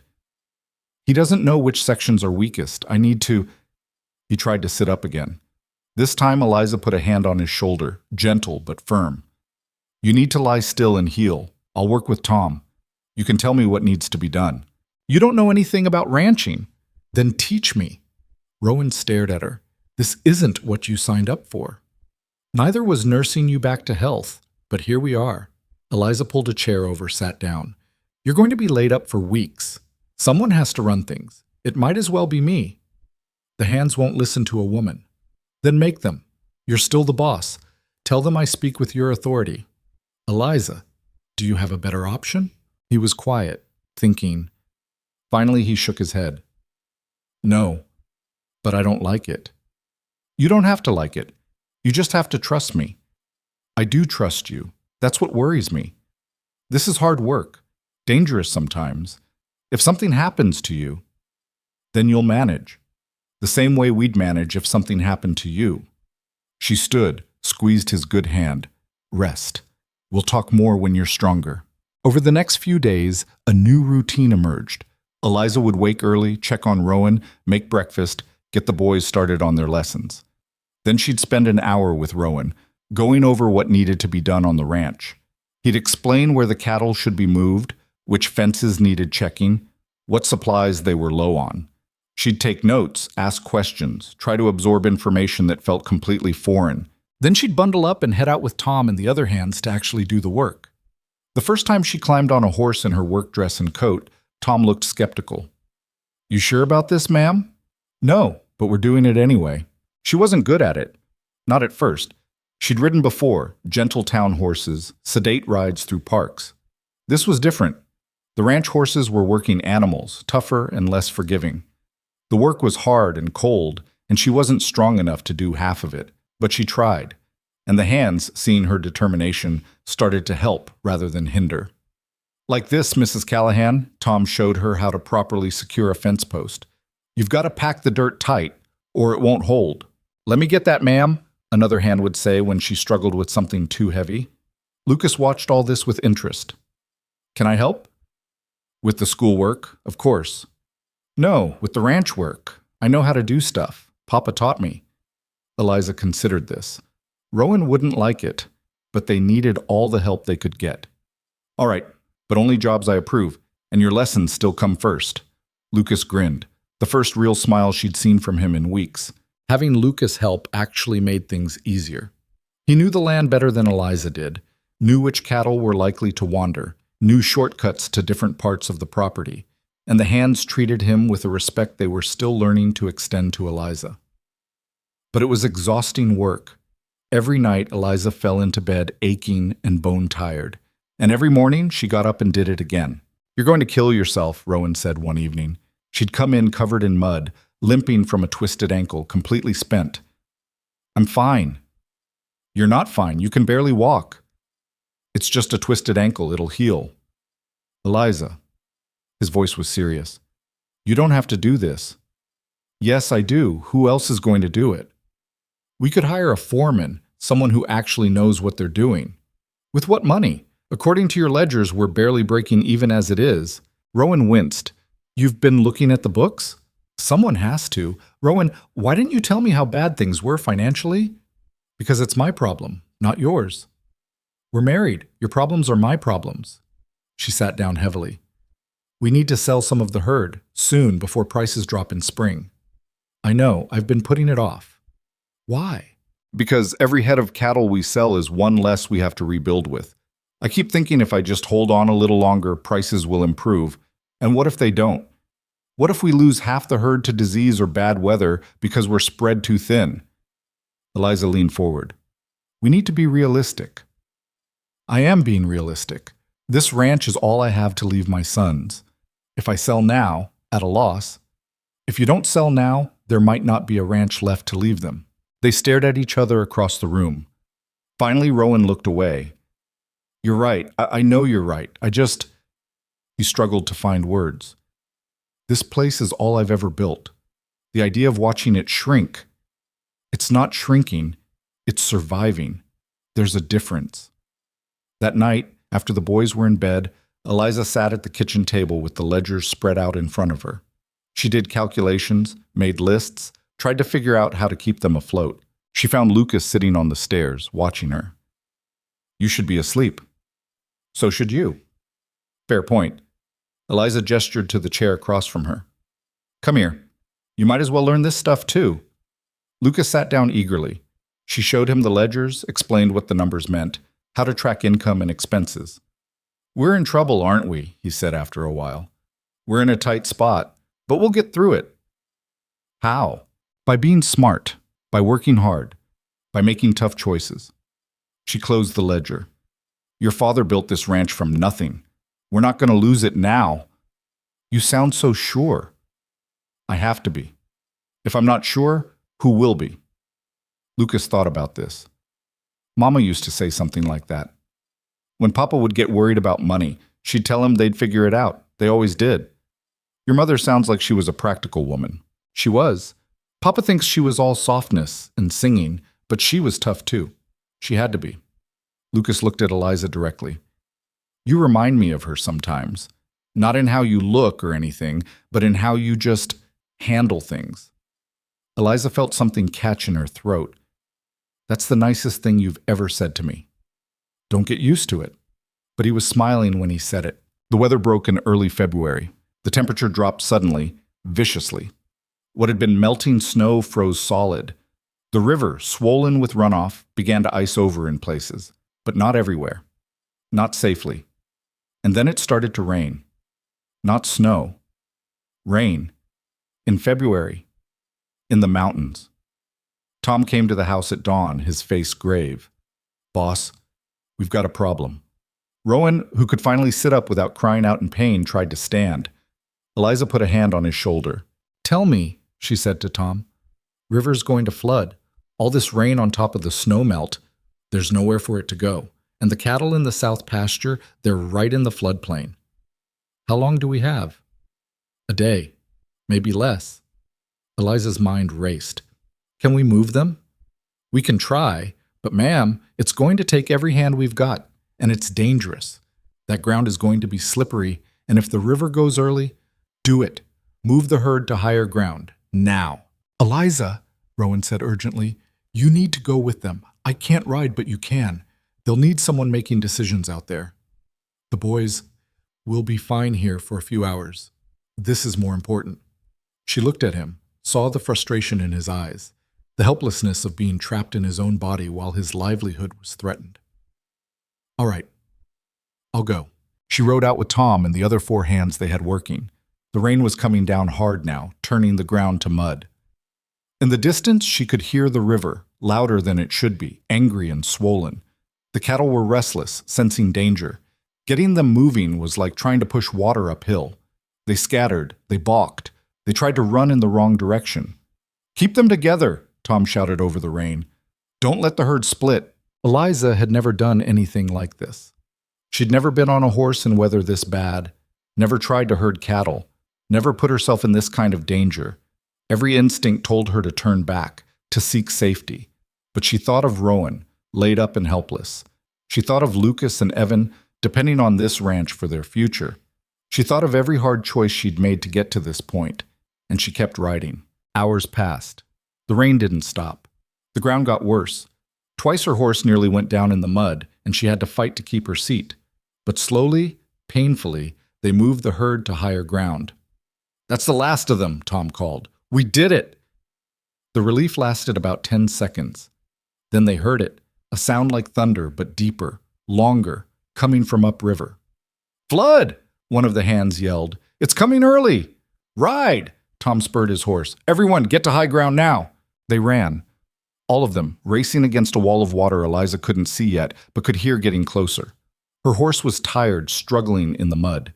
She could feel it flagging beneath her. "Come on," she urged. "Just a little farther." They made it to the ridge just as the flood hit. Eliza turned in her saddle and watched in horrified fascination as the river jumped its banks and spread across the south pasture in a muddy, debris-filled surge. If they'd been 10 minutes slower, they would have been caught in it. If they hadn't moved the cattle, the herd would have been lost. "Hell of a thing," Tom said quietly, watching the water rage past below them. "Hell of a thing, Mrs. Callahan." When Eliza finally made it back to the house, she was soaked through, shaking with cold and exhaustion and the delayed shock of what they'd just survived. Rowan took one look at her and said, "Get out of those clothes before you freeze to death. The cattle are safe. Tom sent one of the boys ahead to tell me. You saved the herd." His voice was rough with emotion. "You could have died doing it. But I didn't." "Eliza, I know, it was dangerous, but it had to be done, and I was the one who could do it."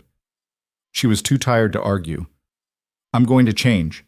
Then I'm going to sleep for about 12 hours. But before she could move, Lucas and Evan both rushed at her, wrapping their arms around her wet coat. "We heard the river," Evan said, his voice muffled against her side. "We thought you weren't coming back." "I'm all right. I'm here." "You're freezing," Lucas said, but he didn't let go. They stood like that for a long moment, the three of them wrapped together, Rowan watching from the couch with an expression Eliza couldn't quite read.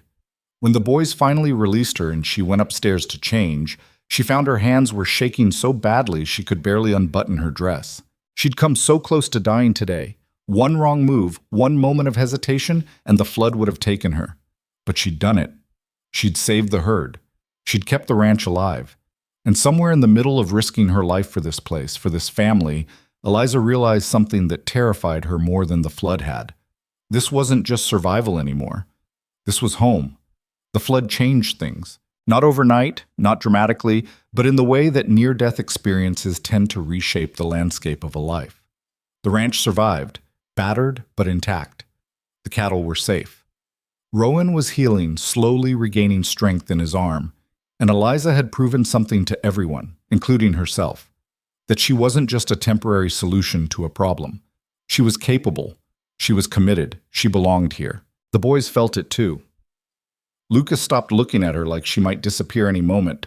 Evan started calling her by her first name without hesitation, sometimes even reaching for her hand when they walked. They were becoming something that resembled a family, even if none of them knew quite what to call it yet. Spring came reluctantly, fighting with winter for dominance. One day would be warm enough to work without heavy coats.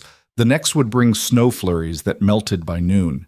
The land itself seemed uncertain, caught between seasons. Rowan was finally able to ride again by mid-March, though his arm was still weak and he tired easily. The first time he went out to check the fences himself, Eliza watched from the porch with her heart in her throat, remembering how close they'd come to losing him. "He'll be fine," Lucas said, coming to stand beside her. "Papa's tough." "I know. Doesn't mean I don't worry. Mama used to say that worrying was just love with nowhere to go." Eliza looked down at the boy. He'd grown in the past few months, not just taller, but older somehow, less a child, more a young man in the making. "Your mother sounds like she was very wise." She was. Lucas was quiet for a moment. "I don't talk about her much because it hurts, but I think about her every day." "That's good. You should think about her. She's part of who you are." "Are you part of who we are now?" The question caught Eliza off guard. I'd like to be, if that's all right with you." Lucas considered this seriously. Yeah, I think it's all right. It was the closest thing to acceptance she'd gotten from him, and it made her chest feel tight with something that might have been hope. That afternoon, while the boys were doing their schoolwork and Rowan was still out, Eliza heard the sound of a carriage coming up the drive. She went to the window and froze. The carriage was expensive, polished black with brass fittings, pulled by matched horses. The kind of vehicle that had no business on a ranch road. The kind that brought trouble. A woman stepped out, and Eliza's first thought was that she looked like she'd stepped out of a Boston Society page. Her dress was immaculate, her hair perfectly styled despite the journey. She was beautiful in that polished, untouchable way that spoke of wealth and privilege. She was also staring at the ranch house with an expression of barely concealed disgust. Eliza went to the door, smoothing her work dress automatically, suddenly conscious of the flour on her apron and the fact that she hadn't done her hair properly in days. "Can I help you?" The woman turned and her eyes were cold, assessing, finding Eliza wanting. "I'm looking for Rowan Callahan. He's not here at the moment. I'm his wife, Eliza." The woman's eyebrows rose. His wife? How unexpected. She extended a gloved hand without warmth. Victoria Hale, Margaret's sister. Everything inside Eliza went still. Margaret's sister, the boy's aunt, family. "Please, come in." Eliza stepped aside, trying to remember every lesson on hospitality she'd ever learned. "Can I offer you tea? Coffee?" "Nothing, thank you." Victoria entered the house, her gaze sweeping over everything with that same critical assessment. "Where are the boys?" "Lucas and Evan are studying. They'll be finished soon." "I'd like to see them now, if you don't mind." It wasn't a request. Eliza led her to the kitchen where the boys were bent over their books. They looked up, and Evan's face lit with recognition. "Aunt Victoria!" He scrambled up and rushed to her. Victoria caught him in an embrace that seemed genuine, her cold facade cracking slightly. "Evan, darling, my goodness, you've grown." Lucas stood more slowly, wary. "Hello, Aunt Victoria." "Lucas." She released Evan and studied the older boy. "You look so much like your father. What are you doing here?" Lucas's tone wasn't hostile, but it wasn't welcoming either. "I came to see you, of course. It's been too long." Victoria sat down at the table, arranged her skirts. "When I heard your father had remarried, I thought it was time for a visit." "How did you hear?" Eliza asked carefully. "Word travels, even to the city. A friend mentioned seeing the marriage recorded in the county register." Victoria smiled, but it didn't reach her eyes. "I must admit I was surprised. Rowan always seemed like he'd never remarry after Margaret." There was something in the way she said it. A challenge, maybe. Or a judgment. "Papa needed help with us," Evan said loyally. "Eliza's nice. She teaches us and makes good food, and she saved the cattle from the flood." Victoria's gaze sharpened. "The flood? What flood?" Before Eliza could answer, they heard horses outside. Rowan was back. He came through the door a moment later, stopped dead when he saw Victoria sitting at his kitchen table. "What are you doing here?" "Hello to you too, Rowan." Victoria stood gracefully. "I came to see my nephews. Surely I'm allowed that much." "You haven't visited in 18 months. I was grieving my sister. Forgive me if I needed time." Everyone needed time. That didn't stop you from... Rowan cut himself off, glancing at the boys. "We should talk." Outside. They went onto the porch. Eliza could hear their voices through the open window, trying to stay calm but growing heated. "You had no right to come here without warning," Rowan was saying. "I have every right. Those boys are my blood. They're my sons. Living in the middle of nowhere with a stranger. Margaret would be horrified. Don't you dare speak for my wife." "Someone needs to. She's not here to protect her children." Lucas was listening too, his face tight. Evan looked worried, glancing between the door and Eliza. "It's all right," Eliza said quietly, though she wasn't sure it was. The argument outside intensified. Then footsteps, and Victoria swept back in. "Boys, pack some things. You're coming to stay with me for a while." "What?" Lucas stood up. "No, we're not. It's just a visit, darling. A few weeks in the city. You can see the opera, visit museums." "We don't want to go to the city," Evan said, shrinking back. "Nonsense. You'll love it. Much better than this." Victoria waved a hand vaguely. "This wilderness..." Rowan appeared in the doorway. "They're not going anywhere." You can't keep them isolated out here forever, Rowan. They need culture, education, opportunities. They have education. Eliza teaches them. A frontier school teacher. Victoria's tone made it clear what she thought of that. Margaret graduated from one of the finest schools in Boston.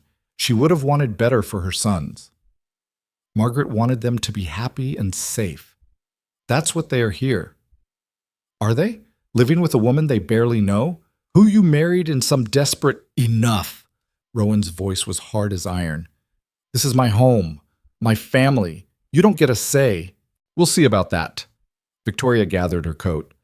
I'll be staying at the hotel in town. The boys can visit me there if they choose. She looked at Lucas and Evan. You know where to find me if you need me. After she left, silence settled over the house like dust. Evan broke it first. Is she going to take us away? No, Rowan said firmly. No one's taking you anywhere. But Lucas was staring at his father with troubled eyes. Can she? Legally, I mean. Can she take us if she wants to? Rowan's jaw worked. He didn't answer right away, and that was answer enough. That night, after the boys were in bed, Eliza found Rowan in his office, staring at papers he wasn't really reading. What did she mean? We'll see about that. He didn't look up. Victoria has money, lots of it. Her husband owns half the banks in Denver. If she wanted to make trouble— What kind of trouble? The kind where she petitions for custody, claims the boys would be better off with her. Eliza sat down slowly. Could she win? I don't know. Maybe. A judge might think 2 growing boys need more than an isolated ranch and He trailed off. A desperate woman who married for survival? I wasn't going to say that. But it's true, isn't it? That's what she'll argue, that I'm not a real mother, that this isn't a real family. Rowan finally looked at her. Is it? The question hung between them. I don't know what it is, Eliza said honestly. But it's real to me. Those boys, I care about them. I'd fight for them. Even though they're not yours, they feel like mine. Isn't that what matters? Before Rowan could answer, they heard a crash from upstairs. They both rushed up to find Evan's room in chaos, broken lamp, overturned furniture, and the boy himself in the middle of it, tears streaming down his face. She's going to take us away, he was sobbing. Just like Mama got taken away, and we couldn't stop it. And Aunt Victoria is going to— Eliza gathered him up, held him tight while he fought and cried and shook. Shh, no one's taking you anywhere. You can't promise that. You're right. I can't. Eliza pulled back enough to look at him. But I can promise that I'll do everything in my power to keep you here, with your father, with me. That's a promise I can make. Lucas appeared in the doorway. Evan, calm down. You're going to make yourself sick. She hates it here. She thinks we're living like animals. Who cares what she thinks? The judge might care, Rowan said quietly from the hallway. Lucas turned to his father. You're going to let her take us? Of course not.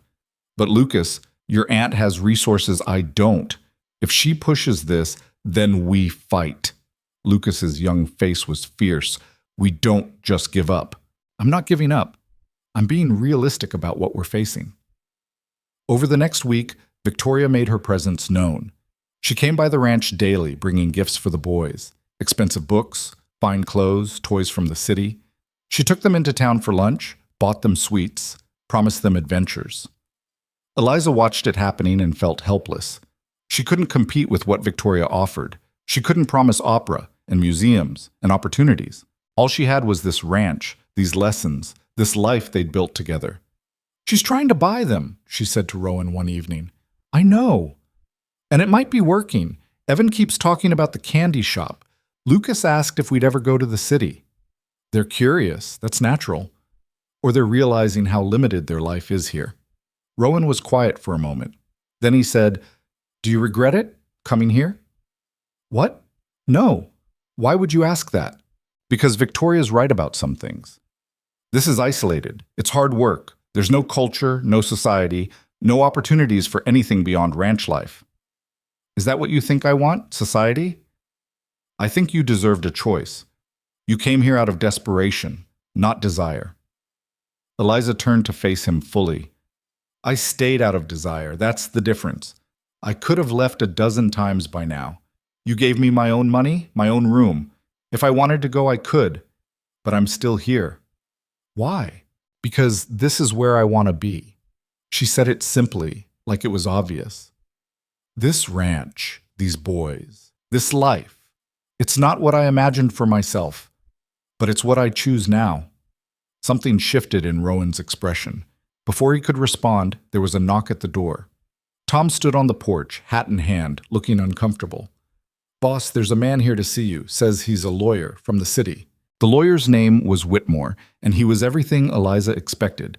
Impeccably dressed, professionally cordial, carrying a leather case full of documents. "Mr. Callahan, Mrs. Callahan," he nodded to each of them. "I represent Mrs. Victoria Hale. She's asked me to deliver this petition to you personally." He handed Rowan a thick envelope. Rowan opened it, scanned the contents, and his face went hard. "She's suing for custody." "Full custody," Whitmore confirmed. "Mrs. Hale believes the children would be better served living with her in Denver, where they can receive proper education and opportunities. These boys belong with their father." "Mrs. Hale isn't disputing your rights as a father, Mr. Callahan. She's simply arguing that you're unable to provide adequately for their needs. The isolated location, the recent flooding incident, your injury that left you incapacitated for weeks. How does she know about my injury?" "Mrs. Hale has done her research." Whitmore pulled out more papers. "She's documented several concerning incidents, the flood that nearly cost you your herd, the fact that you had to rely on your wife, a woman with no ranching experience, to manage in your absence, the housekeepers who quit, the lack of formal schooling for the boys." "They're being educated," Eliza said, "by a frontier school teacher. With all respect, Mrs. Callahan, Mrs. Hale can provide tutors with advanced degrees, access to the finest schools. She can provide money," Rowan cut in. "That's all she can provide." "Money matters, Mr. Callahan, especially when it comes to children's welfare." Whitmore stood. "The hearing is set for 3 weeks from today at the county courthouse. I'd advise you to retain legal counsel." After he left, Eliza and Rowan sat in stunned silence. "She really did it," Eliza said finally. "She's actually trying to take them. We won't let her." "How do we stop her? Everything she said, it's all true. The flood did nearly destroy us. You were hurt. The ranch is isolated. I am just a frontier school teacher." "You're more than that." "Not on paper, not to a judge." Eliza stood, started pacing.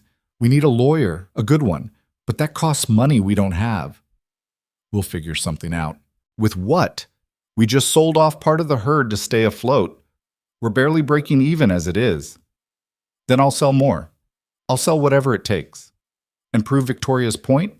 That we're struggling, that we can't provide stability?" Eliza shook her head. "We need a different strategy." She spent that night going through the legal documents, trying to understand what they were up against. The petition was thorough, professional, devastating. It painted a picture of 2 boys living in near poverty, isolated from civilization, educated by an unqualified teacher, and overseen by a father too injured to properly manage his own ranch. The worst part was that it wasn't entirely wrong. The boys knew something was wrong. They'd seen the lawyer, heard the raised voices. At breakfast the next morning, Lucas asked directly, "Aunt Victoria is trying to take us, isn't she?" There was no point in lying. Yes. "Can she?" "Not if we fight it," Rowan said. "And we will fight it." "What if the judge says we have to go?" Evan's voice was small, scared. "Then we appeal. We keep fighting until we win." "But what if we don't win?" Lucas pressed. "What if the judge thinks she's right? That we'd be better off in the city?" "You wouldn't be," Eliza said firmly. "Money doesn't make a home. Love does." "Does the law see it that way?" It was a disturbingly perceptive question from a 10-year-old. Eliza didn't have a good answer. Over the next 2 weeks, they prepared. Rowan found a lawyer in the county seat, not as polished as Whitmore, but honest and determined. His name was Porter, and he'd grown up on a ranch himself.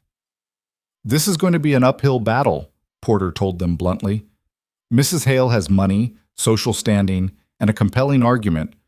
What we need to show is that the boys are thriving here, that they're happy, healthy, well-educated, and loved." "They're all those things," Eliza said. "Then we need to prove it. I'll need documentation, school records, medical records, character witnesses. Anything that shows these boys are better off here than in a city mansion. Eliza threw herself into gathering evidence. She compiled all the lessons she'd taught, showed the progress the boys had made.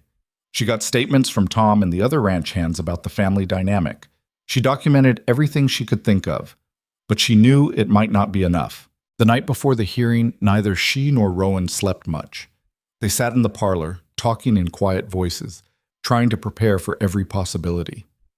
"If we lose," Rowan said, "if the judge rules in her favor, we won't. But if we do, I need you to know that this isn't your fault. You've done everything right, everything possible. It won't matter if I lose them. You won't lose them. Even if they have to live with Victoria, they'll know you fought for them, that you cared. I don't want them to know I cared. I want them here, in this house, where they belong." Rowan reached over and took her hand.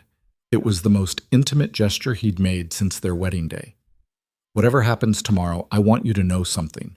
This marriage, it started as a transaction, but somewhere along the way, it became real. You became real. Not just to the boys, but to me." Eliza's throat tightened. "Rowan, I'm not good with words, never have been. But you need to know that I see you. Not as a housekeeper or a teacher or a solution to a problem, as my wife, as their mother, as family." "I see you too," she whispered. "I've been seeing you for a while now." They sat like that, hands clasped, until dawn broke over the mountains. The courthouse was small but imposing, built from gray stone that seemed designed to intimidate. Victoria was already there when they arrived, dressed in expensive black silk, flanked by her lawyer and what looked like a small army of character witnesses. She smiled when she saw them, cold, confident, victorious. The judge was an older man named Harrison, weathered and serious.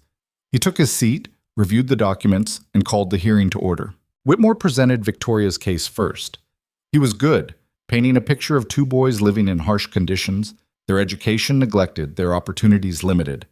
He brought witnesses who testified to Victoria's standing in the community, her wealth, her ability to provide. "These are good boys who deserve every advantage," Whitmore concluded. "Mrs. Hale can give them what their father cannot: security, education, and a future beyond mere survival." Then it was Porter's turn. He called Tom first, who testified about the ranch, about Rowan's character, about how the boys were learning real skills and responsibility. "Those boys know how to work," Tom said. "They know the value of things. Can't learn that in a city mansion." Porter called the county doctor, who confirmed that both boys were healthy, well-nourished, and showed no signs of neglect or abuse. He called Eliza, who walked through the education she'd been providing, the progress the boys had made, the structure she'd created. Whitmore's cross-examination was brutal. "Mrs. Callahan, how long have you been married to Mr. Callahan?" 6 months. "And before that you'd never met him?" "No. In fact, you married him out of desperation, didn't you? You were unemployed, about to be homeless, and he offered you security in exchange for housekeeping services. That's not... It's more complicated than that." "Is it? Did you love him when you married him?" Eliza hesitated. Lying under oath wasn't an option. "No, not then." "And the boys? Did you have any maternal feelings toward them when you agreed to this arrangement?" "I didn't know them yet." "So you entered this marriage as a business transaction, room and board in exchange for domestic labor, correct?" "Initially, yes, but thank you, Mrs. Callahan. That's all." Eliza stepped down feeling like she'd just handed Victoria the case. Then Porter did something unexpected. He called Lucas to the stand. The boy walked up with his jaw set, determined. Rowan looked like he wanted to object, to protect his son from this, but Porter had warned them this might be necessary. "Lucas," Porter said gently, "I know this is hard, but I need to ask you some questions. Can you do that?" "Yes, sir." "You heard your Aunt Victoria's arguments, that you'd be better off living with her in Denver. What do you think about that?" Lucas looked directly at Victoria. "I think she's wrong." "Why?" "Because home isn't about having nice things or going to the opera. It's about being with people who actually care what happens to you." "And who cares what happens to you?" "Papa, Eliza, Tom and the hands. Everyone here." Lucas's voice strengthened. Aunt Victoria didn't visit once after Mama died. Not once in 18 months. She didn't care about us until Papa remarried. Then suddenly she wants to save us? From what? From being loved? Whitmore stood. Objection. The witness is a child, clearly coached. I'm not coached, Lucas said hotly. Nobody told me what to say. These are my words. Judge Harrison held up a hand. I'll allow it. Continue, son. Eliza came here 6 months ago, Lucas said. We hated her at first. We did everything we could to make her leave. You know what she did? She stayed. She kept showing up, kept trying, kept caring, even when we gave her every reason not to. That's not someone doing a job. That's someone who actually gives a damn. Lucas, Rowan said warningly. Sorry, Papa, but it's true. Lucas turned back to the judge. Aunt Victoria can give us money and opportunities. Eliza gives us something better. She gives us herself, every single day. Whitmore tried to recover on cross-examination, but Lucas didn't budge. Every question he answered with the same fierce loyalty. Then Porter called Evan. The younger boy was scared. You could see it in how he gripped the chair, how his voice shook. But he answered the questions. Do you want to live with your Aunt Victoria? Porter asked. No, sir. Why not? Because she doesn't know me. She doesn't know that I have nightmares about Mama dying, or that I can't sleep without a light on, or that I like my toast burned on one side. Eliza knows all that stuff. How does she know? Because she pays attention, because she asks, because she cares. Evan's eyes filled with tears. I miss my mama every day. I'll always miss her. But Eliza, she doesn't try to replace Mama. She just tries to be there. That's what I need. Someone who's there.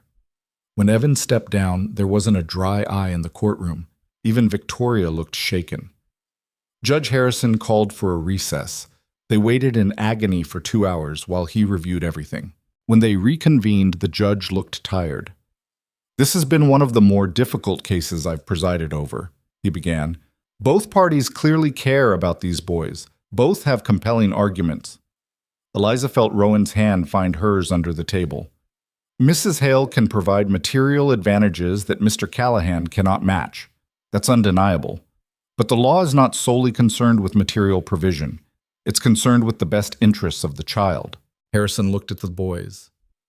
Lucas, Evan, I want to thank you for your testimony. It takes courage to speak up like you did. Then he looked at Victoria. Mrs. Hale, your concern for your nephews is noted, but concern is not the same as relationship. These boys don't know you. They know their father. They know Mrs. Callahan. They've built a life here. He turned to Rowan and Eliza. Is that life perfect? No. Is there risk involved in ranch living? Yes. But childhood isn't about eliminating all risk. It's about providing love, stability, and a foundation to grow from. These boys have that here. Harrison straightened his papers. Petition denied. The boys remain with their father. Case dismissed. For a moment, no one moved. Then Evan let out a whoop, and Lucas sagged with relief, and Rowan pulled both boys into a fierce hug. Eliza just stood there, trembling, unable to quite believe it was over. Victoria rose gracefully, her face a mask. She walked past them without a word, Whitmore following in her wake. At the door, she paused and looked back. Not at Rowan, at Eliza. Take care of them, she said quietly. They're all I have left of my sister. Then she was gone. Outside the courthouse, Tom was waiting with the wagon. The ride home was loud with the boys' excitement, their relief, their joy at not being torn from the only home they'd ever known. But Eliza was quiet, processing what had just happened. They'd won. The boys were safe. The family was intact. You all right? Rowan asked quietly. I think so. Just trying to absorb it all. You were incredible in there. What you said, what you've done. I didn't do it alone. No. But you started it. You made this family possible. When they got back to the ranch, the boys ran inside, their voices echoing through the house. Rowan helped Eliza down from the wagon, and for a moment they just stood there, looking at the place they'd fought so hard to protect. It's not much, Rowan said. Just a ranch in the middle of nowhere. It's everything, Eliza corrected. It's home.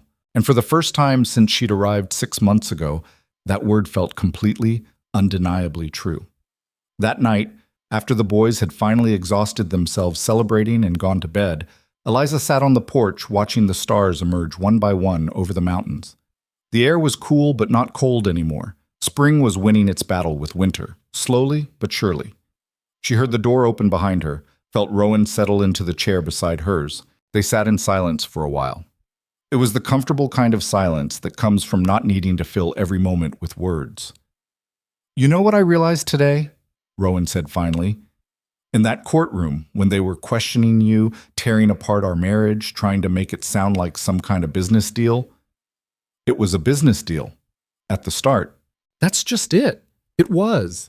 But somewhere along the way, when I wasn't paying attention, it became something else entirely." He turned to look at her. "I can't pinpoint when it happened. Maybe during the flood. Maybe before. But at some point, you stopped being the woman I hired to help with my children and became the person I can't imagine living without." Eliza's breath caught. "Rowan, let me finish. I need to say this." He shifted in his chair, uncomfortable with vulnerability but pushing through it anyway.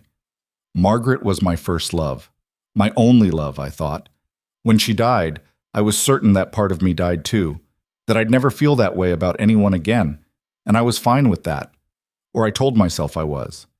You don't have to." "Yes, I do. Because you need to know that what I feel for you isn't me trying to replace what I had. It's not about filling a hole Margaret left. It's something different. Something that belongs only to us." Eliza felt tears prick her eyes. "When did you know that it had changed?" Rowan thought about it. "Honestly, probably the day you went out in that flood to save the herd. I watched you ride out into that storm, and I realized I wasn't just worried about losing a capable ranch manager. I was terrified of losing you. Specifically, you. The woman who sings off-key while cooking, who falls asleep reading in the parlor, who fights with Lucas about his arithmetic and braids Evan's hair wrong, but he doesn't care because you're trying. I braid it wrong? Terribly. But that's not the point." He reached over and took her hand. "The point is that I love you, Eliza.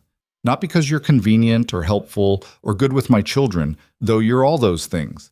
I love you because you're you, stubborn and determined and brave and kind and completely unwilling to give up on anything or anyone, even when you probably should." "I love you too," Eliza said, and the words felt both monumental and utterly simple. "I think I've loved you for a while now. I was just too scared to admit it." "Scared of what?" "That it wasn't real. That I was confusing gratitude for love. That you didn't feel the same way and I'd have to live with that. Watching you every day and knowing you only saw me as..." Rowan kissed her. It wasn't their first kiss. They'd exchanged a brief, awkward peck at their wedding ceremony. But this was different. This was real. This was a man who'd learned to love again, kissing a woman who'd learned she was worth loving. When they pulled apart, Eliza was crying and Rowan looked suspiciously shiny-eyed himself. "I can't promise you easy," he said. "This life, this ranch, it's hard work and it always will be. We'll have bad years. Money will be tight. Things will break and need fixing. I know. But I can promise you that I'm in this, completely, not as a business arrangement, as a husband who loves his wife. Then I promise you the same, as a wife who loves her husband." Eliza smiled through her tears. "Though I reserve the right to complain about the hard work and the tight money." Fair enough. They sat there for hours, talking about everything and nothing, making plans for the ranch, for the boys' education, for the future they were building together. At some point, Rowan pulled Eliza's chair closer to his so he could keep holding her hand. The stars wheeled overhead, indifferent to human drama, but beautiful all the same. The next few weeks felt different, not in any dramatic way. The daily routines remained largely the same. Eliza still woke early to make breakfast. Rowan still worked long days on the ranch. The boys still did their lessons and their chores, still bickered and played and tested boundaries. But underneath it all, something fundamental had shifted. The house felt warmer somehow, lighter, like a weight had been lifted that none of them had fully acknowledged carrying. Lucas noticed it first. He was helping Eliza with dishes one evening when he said, without preamble, "You and Papa are different now." "Different how?" "Happier, I guess. You smile at each other more, when you think we're not looking." Eliza felt heat rise in her cheeks. "Is that all right? With you?" Lucas considered the question seriously. "Yeah, it's weird, but good weird. Like, I used to worry all the time that you'd leave, that something would happen and you'd decide we weren't worth it. But now I don't worry about that anymore. What changed? You did, or maybe you didn't change, but the way Papa looks at you changed, and the way you look at him. Lucas scrubbed at a particularly stubborn pot. Mama used to say you could tell how people really felt about each other by watching them when they thought no one was looking, the way they'd reach for each other, small touches, you know. You and Papa do that now.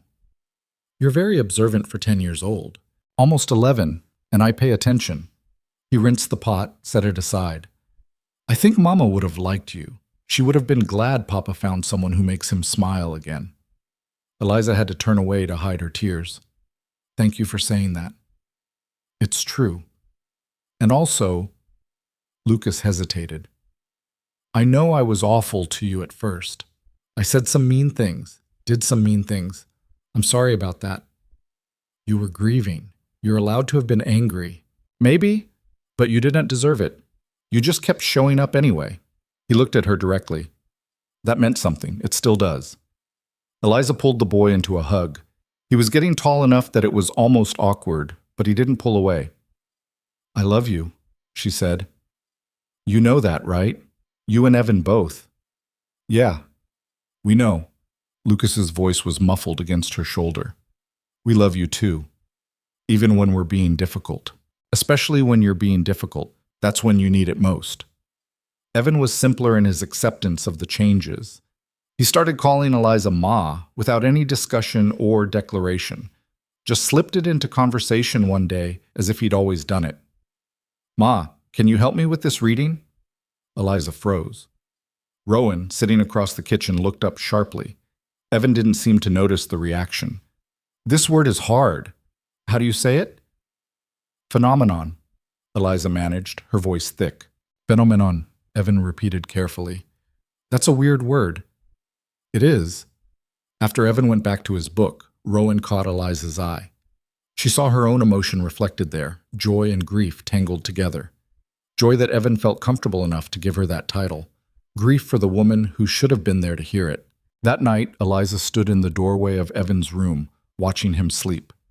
The nightmares had mostly stopped now. He slept peacefully, his face relaxed in a way it hadn't been when she'd first arrived. You're good at this, Rowan said softly from behind her. At what? Being their mother.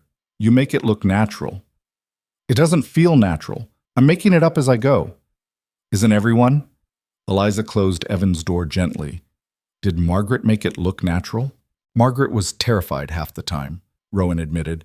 She'd wake me up in the middle of the night asking if I thought she was doing it right, if she was messing them up, if they'd grow up to hate her for all her mistakes. What did you tell her? That love covers a multitude of errors. That as long as they knew they were loved, the rest would work itself out. He pulled Eliza close. Same thing I'd tell you if you asked. I am asking, constantly. I just don't say it out loud. Then hear it now. You're doing it right. Not perfectly. Nobody does it perfectly. But right. Those boys know they're loved. That's what matters. Spring turned to summer. The ranch work intensified, branding, fence repair, preparing for the cattle drive in the fall. But this year felt different from the last. This year, Eliza wasn't learning everything from scratch. This year, she knew what she was doing, mostly. Tom had stopped treating her like a fragile city woman who might break at any moment. Now he just handed her jobs and expected her to do them, same as anyone else. Mrs. Callahan, can you check the water levels in the north pasture? Eliza, we need someone to ride to town for supplies. You available? She was. She always was. Lucas started working more on the ranch too, taking on real responsibilities instead of just helping with small tasks. Rowan taught him to rope, to track cattle, to read the weather and the land. The boy soaked it up like water in drought. He's good at this, Tom observed one day, watching Lucas skillfully separate a calf from the herd. Natural cowboy. He is, Eliza agreed, though I'm still making sure he keeps up with his reading and arithmetic. Of course you are. Boy needs both. Ranch work for his hands, book work for his head. Evan was less interested in ranch work and more interested in everything else. Plants, animals, how things worked. He collected rocks and insects, filled notebooks with observations and drawings. Eliza encouraged it, taught him the scientific names when she knew them, helped him look things up in the books they had when she didn't. You think he'll want to stay here when he grows up? Rowan asked one evening, watching Evan examine a butterfly with intense concentration. Or will he want something different? Does it matter? I always assumed I'd pass this ranch to my sons. Keep it in the family. Maybe you will. Or maybe Lucas will run it and Evan will become a naturalist who visits on holidays. Or maybe neither of them will want it and they'll sell it to someone who does. Eliza leaned against the porch rail. The point is that they get to choose. You're giving them options, not obligations. That's not how I was raised. My father expected me to take over the family business. No discussion. Did you want to? Never really thought about it. It was just what was going to happen. Rowan was quiet for a moment. I don't want that for them. The weight of expectations they didn't choose. Then don't give it to them. Raise them to be capable, educated, loved, then let them decide what to do with all that. It was a philosophy that served them well that summer. Lucas thrived with increased responsibility. Evan flourished when given permission to pursue his interests, and both boys grew more confident, more settled, more whole. The nightmares stopped entirely. The angry outbursts faded. They were still children. They still fought with each other, still tested boundaries, still made mistakes. But the desperate, broken edge was gone. They were healing. In July, a letter arrived from Victoria. Eliza almost didn't open it, half afraid it was another legal challenge. But Rowan encouraged her to read it. The letter was short, written in elegant script on expensive paper. Dear Eliza, it began, I owe you an apology. I came to take the boys because I thought I knew better. I thought money and opportunity were what mattered most. But I was wrong. What matters is what you've given them, stability, love, and a place to belong. I see that now. My sister would be grateful that her sons have you. I am grateful too, even if I showed it poorly. Please give Lucas and Evan my love, and know that if you ever need anything, you need only ask. With regards, Victoria. Eliza read it twice, then handed it to Rowan. She means it, he said after scanning the contents. How can you tell? Victoria doesn't apologize, ever. If she wrote this, she meant every word. Should I write back? If you want to. Though maybe wait until you're less angry about her trying to take our children. Our children, Eliza repeated, testing the words. When did they become ours instead of yours? Probably around the same time you stopped being my wife on paper and became my wife in reality. Rowan pulled her close. Semantics caught up with truth. She did eventually write back to Victoria. A brief note thanking her for the apology and extending an invitation to visit at Christmas when things slowed down on the ranch. To her surprise, Victoria accepted. The visit, when it happened, was less awkward than Eliza expected. Victoria arrived with gifts, but not judgment. She spent time with the boys, listening to their stories about ranch life without trying to convince them the city was better. She complimented Eliza's teaching and the improvements to the house. You've made this place a home, Victoria said on her last evening there. That's not an easy thing to do. It is when you care about the people in it. Margaret would have liked you, Victoria said, echoing Lucas's words from months before. You're different from her. She was all softness and music, where you're all practicality and determination. But you both have the same core, the same refusal to give up on the people you love. It was the closest thing to a blessing Eliza was likely to get from Margaret's family. She took it. Fall came with its usual rush of work, the cattle drive, the harvest, preparing for winter. But this year, Eliza wasn't dreading it. This year, she knew what to expect. This year, she had help. The cattle drive went smoothly. Prices were better than expected, enough to give them a real financial cushion for the first time since Eliza had arrived. Rowan used some of the money to hire an additional hand, lightening everyone's workload. We might actually get ahead this year, he said, reviewing the books one evening. Don't jinx it. I'm serious. If next year is half as good as this one, we could start expanding, maybe buy that adjoining property that came up for sale. Eliza looked at him, at the hope in his eyes, and felt her own hope rise to match it. They weren't just surviving anymore, they were building something. Winter arrived on schedule, but it was gentler than the previous year. They were snowed in a few times, but they'd prepared well. Plenty of firewood, stocked pantry, repairs done before the first freeze. The forced closeness of those snowed-in days was different this year, too. Instead of awkward strangers learning to coexist, they were a family enjoying each other's company. They played games, told stories, worked on projects together. Lucas was teaching Evan to carve, under Rowan's supervision. Eliza was teaching them all to play chess with mixed success. Rowan was teaching everyone songs from his childhood, off-key and terrible, which made them even better. One evening, snowed in and sitting by the fire, Evan said, "I'm glad Aunt Victoria didn't take us away." "Me too," Lucas agreed. "Why?" Eliza asked, curious what answer they'd give now, months after the custody battle. "Because this is home," Evan said simply. "You can have nice things anywhere, but home is where people know you and love you anyway." "That's very wise." Mama used to say it. I didn't understand what she meant then, but I do now. Rowan's arm tightened around Eliza's shoulders.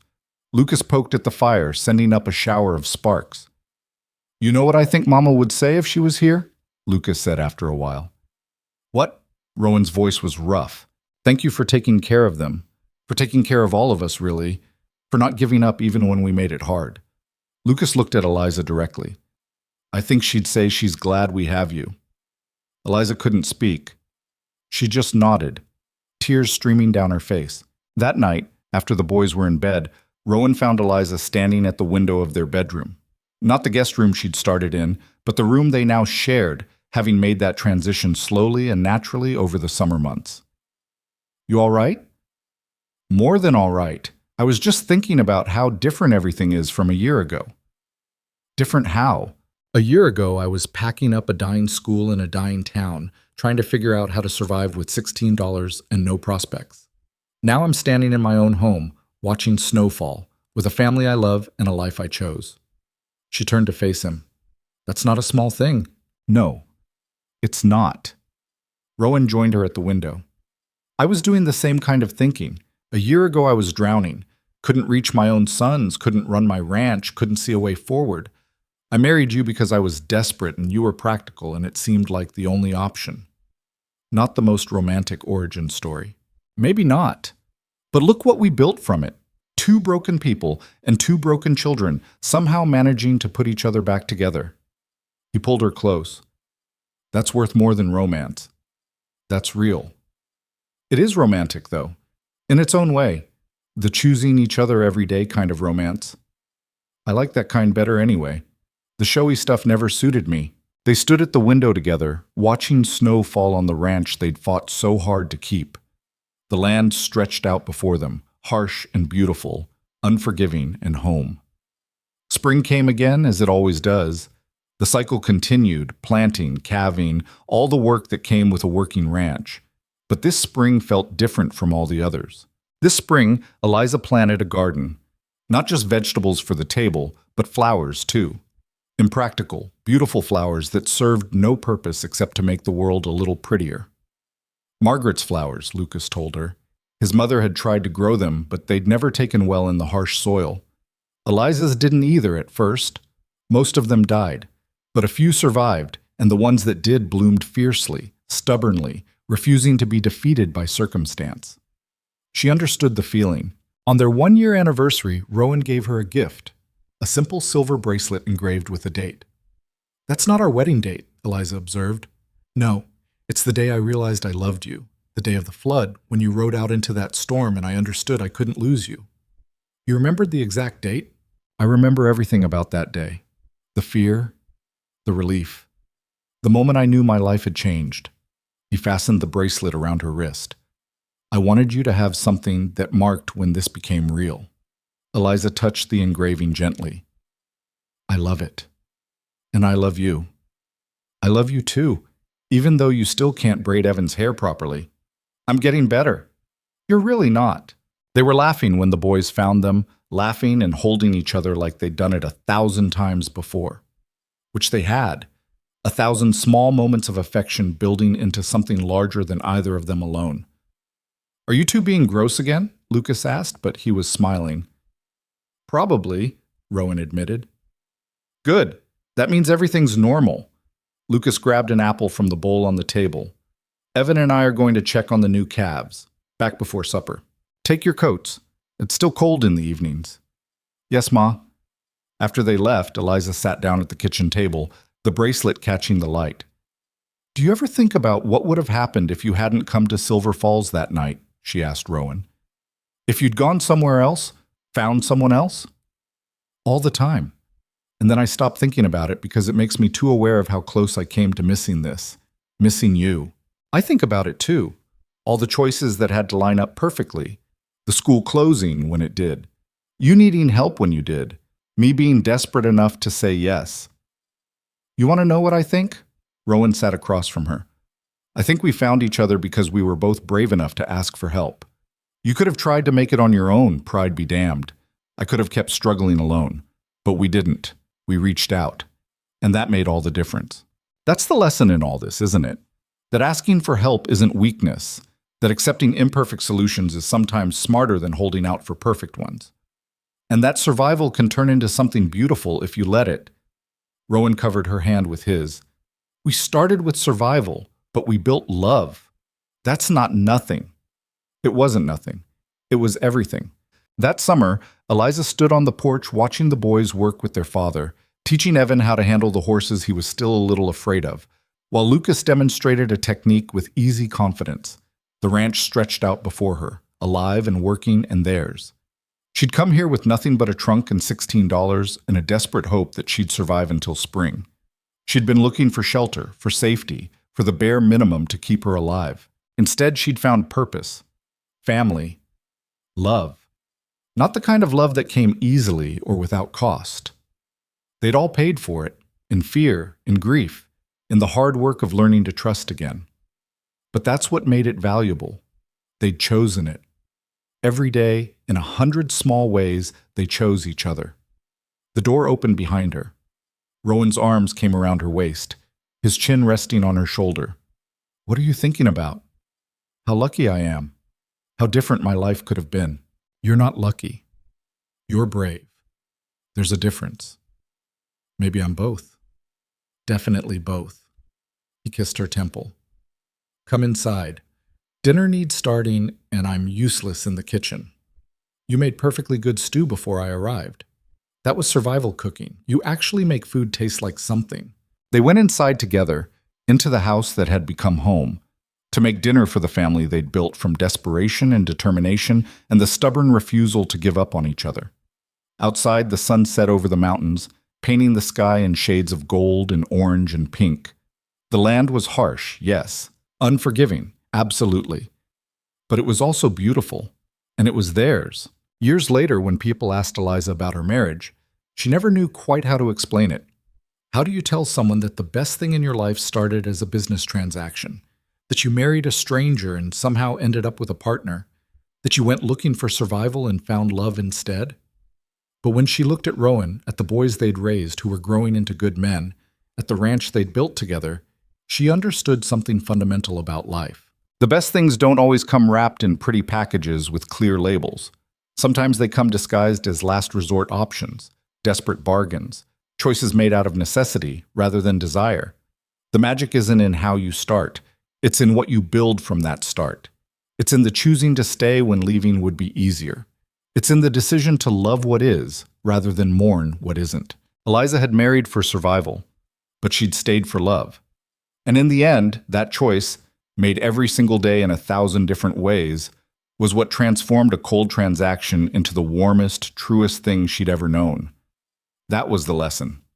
That was the truth she'd learned in a ranch house in the middle of nowhere, teaching 2 broken boys while falling in love with their broken father. Love isn't something you fall into. It's something you build, brick by brick, choice by choice, day by day.